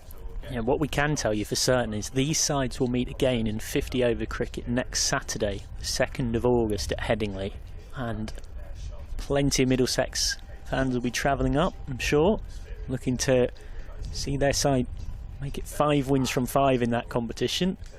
It's safe to say, based on what we've seen here, it's going to be one heck of a game of cricket. Still life left in this one, but Yorkshire needs something quick. Top wicket taker in the competition, Rhea Fackrell's on. Yeah, so Maddie Ward bowled just 1 over, went for 7, and has gone off again, the captain. Turns to hopefully her golden arm. Aerial this time. Amy Campbell just watches it soar over the boundary. The first 6 of the chase. Finty Trussler, stand and deliver.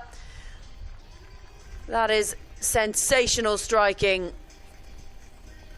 She has fetched that from almost the wide line outside off stump. And such is the power and the timing. Good response from Fackrell. 4th 6 in the comp for Trussler. Only Francesca Sweet of Leicestershire's hit more. 7 already off this over. Pushing cover out onto the boundary. Still got that deep mid wicket, long on in place. And out cover just doing some laps, getting his steps in. Run out to the boundary and now you're back in again, doing the hokey cokey.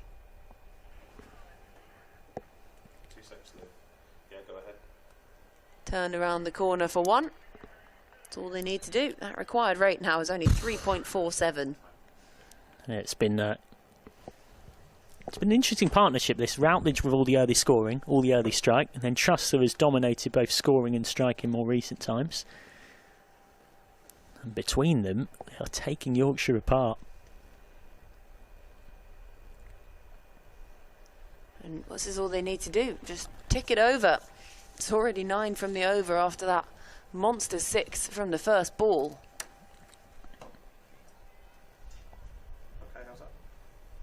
Yeah, I know they've put in a really good team in place behind the scenes, Middlesex. The players themselves might not be full-time, but they've had full-time support.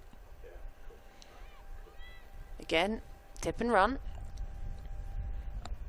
Full-time head coach Mark Broom, newly in. Full-time S&C, physio, analyst as well as consultants. Like I know Mark Stoneman came in as a batting consultant, and this opening pair both found that really useful.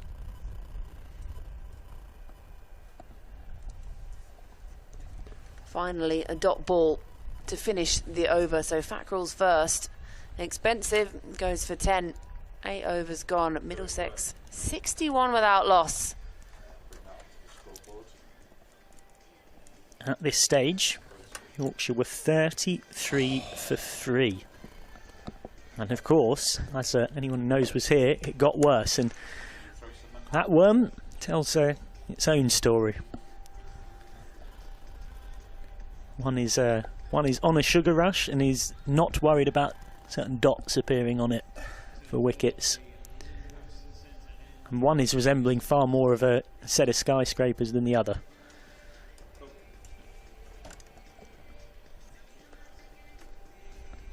So Maddie Ward has turned back to Liv Thomas here. Change of ends for Thomas. 7 runs from her first over. This has got to go at less than half of that. Needs to find a wicket. Played nicely along the ground.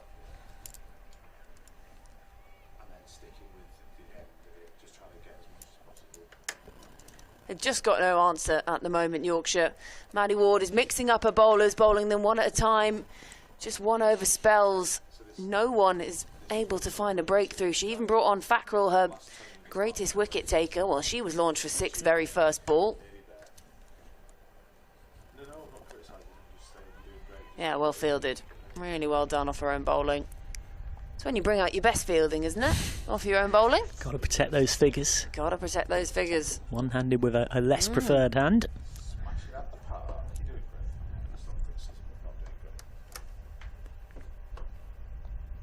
Oh, not a clue where that had gone. Little pirouette.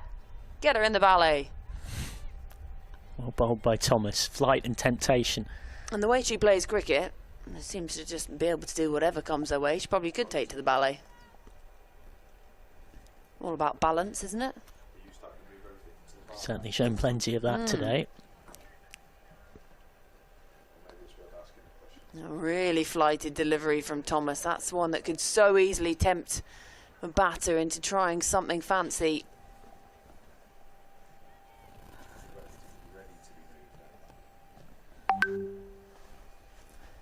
Tidy this from Thomas, just the 2 runs.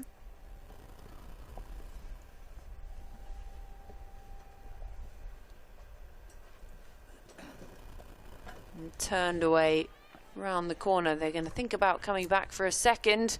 A little bit of indecision, but you can see Routledge, she turned and set off straight away. Trussler sort of watching to see what would happen, knowing she's running to the safe end. And in the end, easily home. So now already 4 from the over, above that required rate.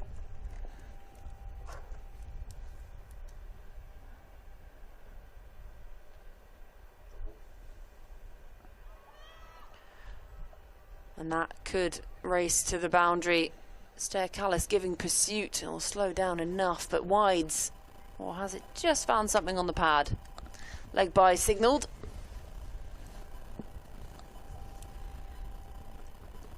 And it brings the over to a close. 9 overs gone. 67 for none. Yeah, this is a superb effort on finals day. Izzy Routledge was telling me earlier this week about how in 2023, as Middlesex captain, in her own words, she had a 0% win record. As skipper, she got individual player of the year, so her individual performances were superb. But 2 years later, just look at Middlesex now. And the new structure, how times can change so fast. A lot of the same players, grown, improved, developed, a very young team still, and here they are on the brink of glory. Well, here comes Maddie Ward, another young player. A slightly quicker delivery from the captain. Those vibrant, what would you call them, coral coloured shoes almost? That does make her easy to pick out as a commentator, which is always handy. We need to ask her. Oh, she's done well there. Ooh. Stick out her left hand, and something has come off that's white, which I thought was the ball, but it's not. And yeah, it's a great spot. What is that? It's her finger bandage that she's got on her non-bowling hand. I'm pretty certain. And the way I can tell you is because I can see her trying to put it back in. Yep, there we go. Ooh. Rather you than me. Some kind of a splint for that finger. That had me all confused because I thought that was the ball.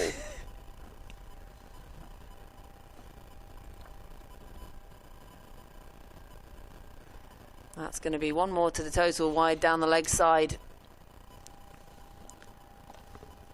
Maddie Ward in those sort of Flash Gordon sunglasses. 14th wide of the innings, Middlesex bowled 3. So it's already plus 11 to Middlesex on that.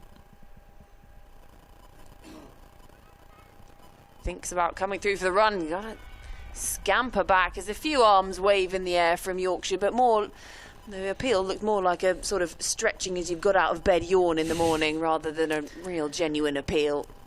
Desperation rather than expectation. Given the scoreboard, you can understand. Yorkshire beyond desperate for a wicket now.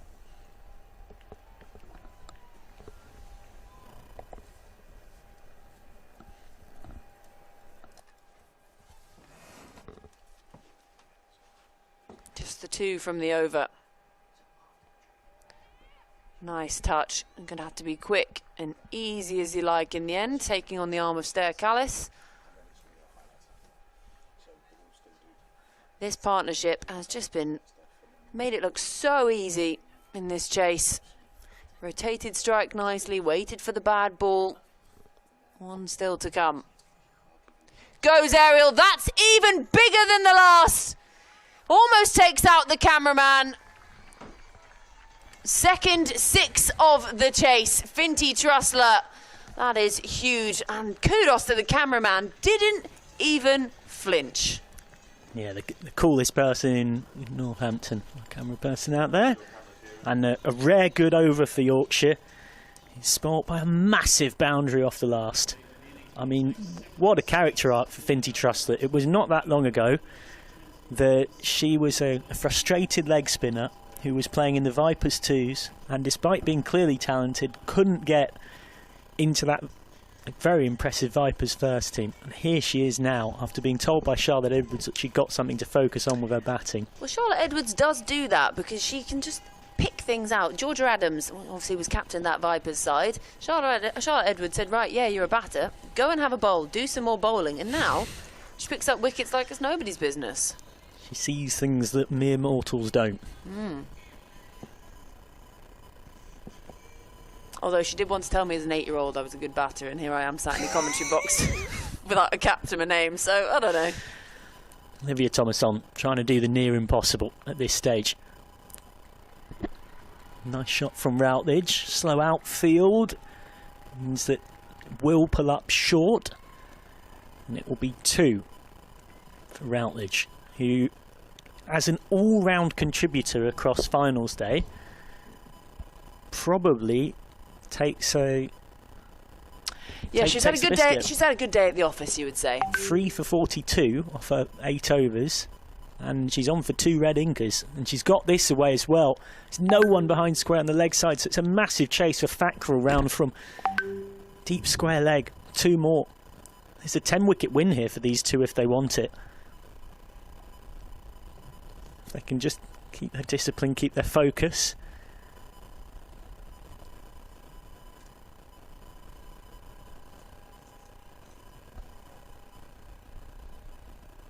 Plenty more flight from Thomas into the pads. Worth reminding you as well, final stage for Tier 1 and Tier 3 tomorrow. And there's a relatively big game of football going on, he says in the most sarcastic way possible. Of course, and you can even watch it from the Oval at the Tier 1 finals. Absolutely. Leah Thomas is driven down the ground, and that's just got past Slater, who now has to do that horrible thing in the field where you have to get up and chase after it, but Ward completes the work. And that's 3 more. So it's disappearing away from Yorkshire very fast now. 19 to win. It can go at a sedentary pace from here, and these two will still make it. These don't seem like the kind of pair that really ever fancy going at a sedentary pace. No. Well, the interesting thing is at the start of this comp, Middlesex struggled in the power plays and finished innings very well, and then it's kind of reversed. So that's straight to point, and one of the main reasons it's reversed is how settled and impressive this opening partnership have been. So many times in the first 10 overs of innings in the back end of this comp, they've been the ones laying a really nice groundwork.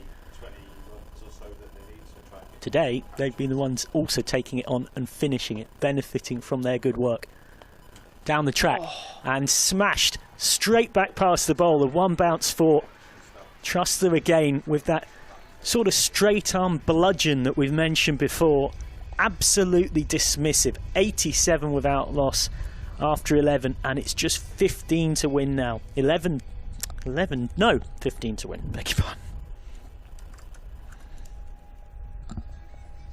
We've got absolutely no answer at the moment, Yorkshire. Everyone Maddie Ward turns to gets dispatched. When it's just 15 needed from 54 with 10 wickets in hand, well, you need someone to start bowling grenades. And don't underestimate the achievement here from Middlesex. They might be supported by a fully professional setup, but these are all players who are not full-time professional cricketers against a team almost entirely of full-time professional cricketers at Yorkshire. You have that setup optimised, ready for Tier 1 next season. And it is Middlesex who are comfortably beating them. Comfortably doesn't even do it justice. Rachel Slater's back on. She's only bowled that 1 over, the 2nd over of the innings that went for 6. Yorkshire, much like Leicestershire right now, are being Routledged and Trusslered.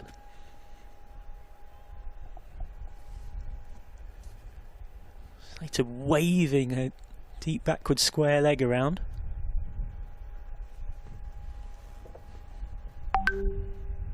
But then chucks one down leg, and this might well go for 5 wides as well. Desperate dive, very good dive from Rebecca Duckworth. But it still will cost Yorkshire 3.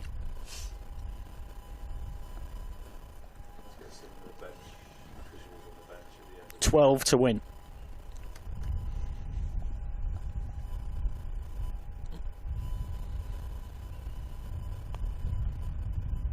On the ground for no run that time.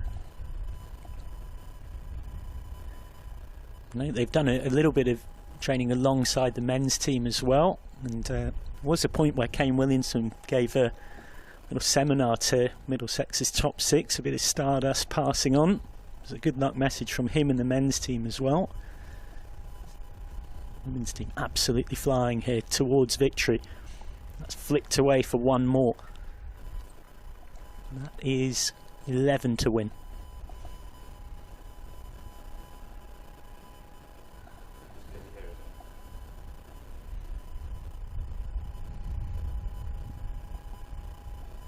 Finty Trussler eyeing up a half century here as well. 42 from 36. That's well bowled.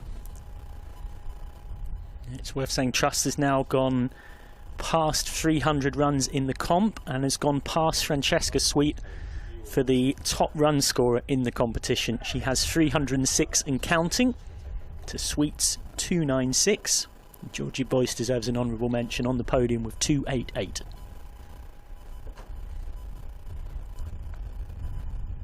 Straight at cover point. Still 11 to win.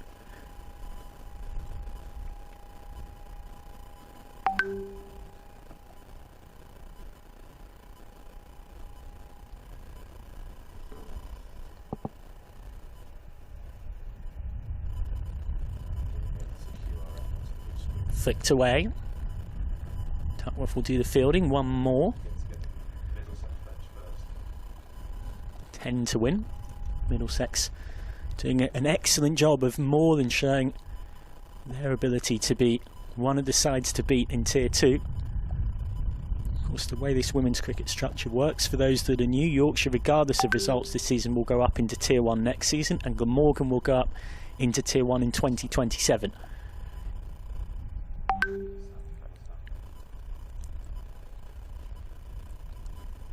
Hit hard. Out towards Duckworth. One more. End of the over. Just 9 to win. 6 comes off that Slater over. So it does lead to the somewhat unusual situation where Middlesex could end up winning the double this season, and of course they would not be promoted. Yes, well, that just seems to be, sadly, the way the cookie crumbles at the moment, but you wouldn't mind winning the double. Got to eye up winning the first one first. Still got 9 runs to get. I mean, 8 overs in hand, 10 wickets in hand. Yeah, you would feel that the odds were probably in their favour. Yeah, it's a dugout full of smiles and laughter, and you can more than forgive that with the scoreboard being set as it is.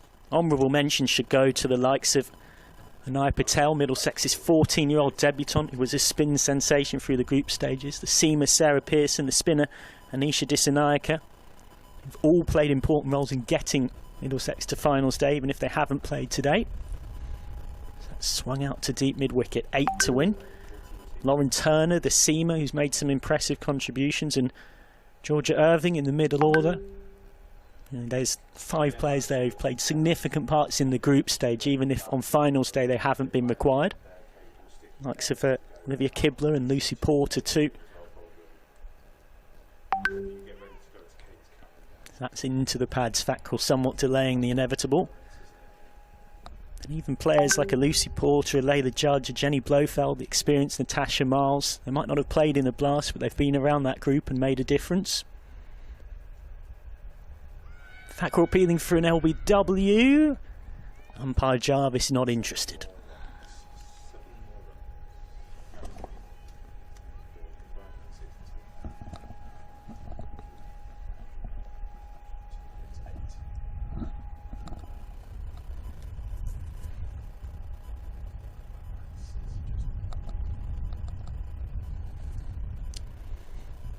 Oh, that's a horrid delivery. Did come down the pitch, Truster, which makes it look even worse. And kind of ends up fly swatting. Gets it away for 4. So just 4 to win now for Middlesex. And Kappa, what's been about as perfect a finals day as you could wish to see from them.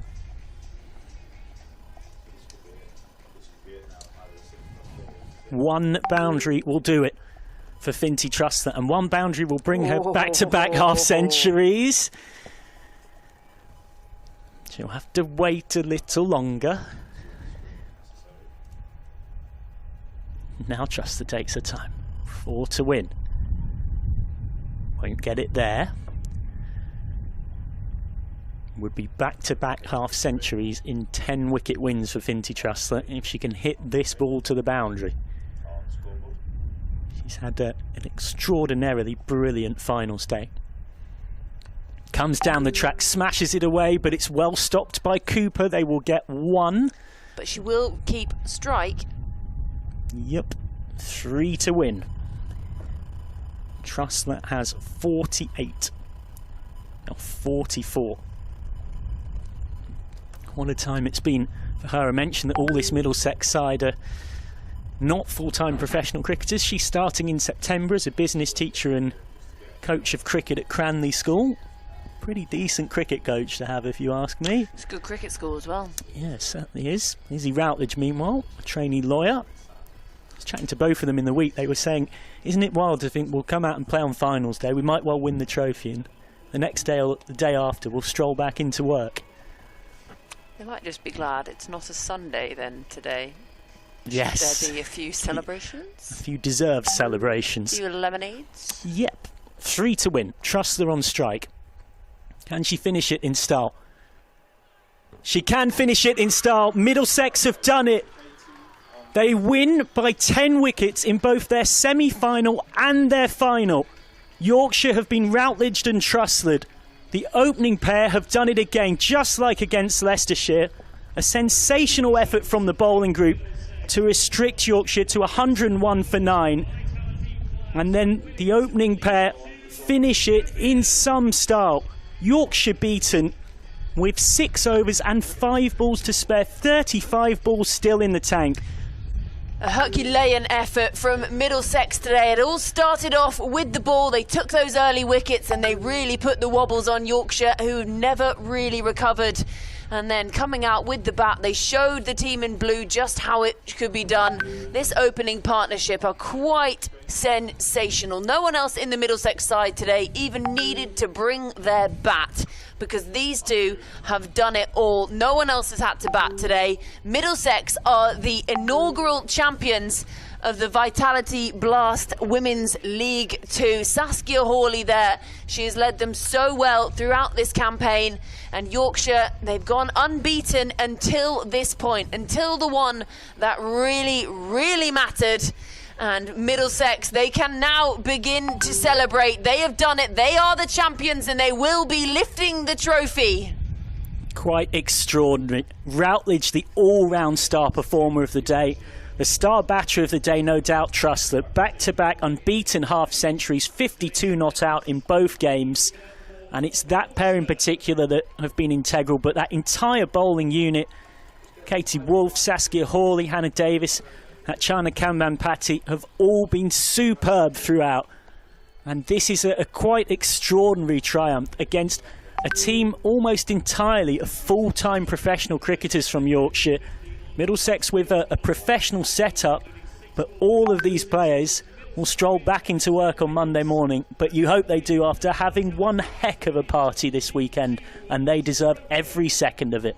They really do. Hugs all around for the backroom staff as well. You can't get to a trophy without the work of them too, so real appreciation for everyone involved in this Middlesex women's side. And it was just too easy in the end, wasn't it? We knew that 101 was going to be a pretty easy target, but you just never know until both teams have batted. You never know what can happen in a final. Well, for Middlesex now, it's 13 wins from 15 games across all competitions, and they will be eyeing up the double, as they should be. They are top of Women's League 2 Metrobank One Day Cup with 4 wins from 4. Eyeing up the double. Absolutely. They've got 5 games left in that. They've only got to get in the top 4 to get into a semi-final. And then they'd be 2 games from the double. And intriguingly in that comp, they face Yorkshire next week, next Saturday at Headingley. Let's be honest, they won't be thinking about anything about that right now. I don't think next week at Headingley is even on their radar. It's definitely not. And the emotion is finally coming through. Well, having held it in for so long, the enormity of the achievement can sink in. I only mention that fixture because if you've been watching this one, that's worth tuning in for. Middlesex will want to rub more salt in Yorkshire's wounds. Yorkshire will want revenge. As for today, it was a finals day from start to finish that has been dominated by Middlesex. There was 2 teams at this finals day who will be in Tier 1 within the next couple of seasons. Middlesex aren't one of them, and there was definitely a sense from the camp of wanting to prove a point on that front, and they couldn't have done it much better than they have. Chasing down 141 to win against Leicestershire, they did it with 56 balls to spare. And then here, against Yorkshire, They did it just as comfortably. 10-wicket win with 41 balls left. It's a story that you sense will be told plenty of times by anyone of the cricketing persuasion in West London for years to come. What a way for this new era to start. Great credit to the backroom staff as well, led by head coach Mark Broom. Richard Pyra's Yorkshire have a lot of thinking to do. Having come into finals day with big expectations on their shoulders. But all the credit goes to Middlesex. They have played an absolute blinder here.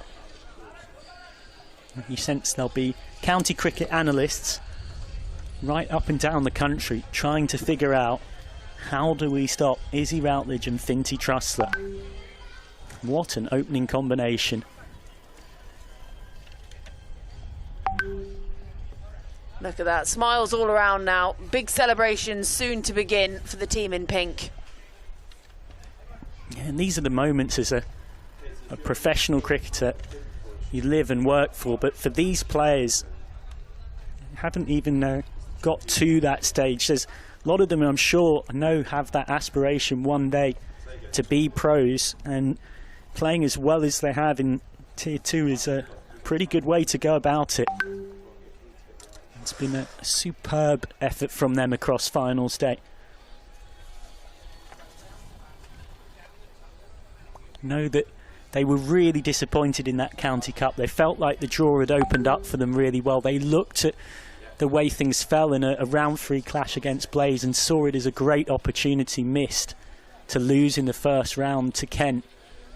But now, my goodness me, the next chance they've had to win a trophy, they have been ruthless. Just 1 defeat away at Glamorgan in 10 games. Comfortably winners of the South Group, and arguably even more comfortably winners on finals day. They've just dominated, absolutely. Never looked in any kind of strife, any worry at any point today. Just completely in control of both games. That chase was just clinical. They haven't lost a wicket all day. It's something that I mentioned when they're halfway through that run chase. It's one for the statos, but cannot be many times, particularly in this T20 era where sides won 2 games on finals day without losing a wicket. Izzy Routledge is a star all-rounder of the day, and I believe it's just being presented with the Player of the Match award for the final. That will be a particularly proud moment for everyone at Triplo Cricket Club, where she came through once upon a time and now gives back as a coach in the juniors section. Superb day she had. 3 for 42 off 8 with the ball, going at just a tickle over 5 and over, and she didn't get out with the bat. Unbeaten twice. She's just taking in every moment, and she's got a nice bottle of something to start the party off later on. And she's earned every drop of it. Reminder as well, Tier 1 finals day tomorrow, Blaze versus Bears. Surrey await the winners because they've earned that right from winning the top tier in terms of the league table. That's at the Oval. Post-match presentation coming very shortly here.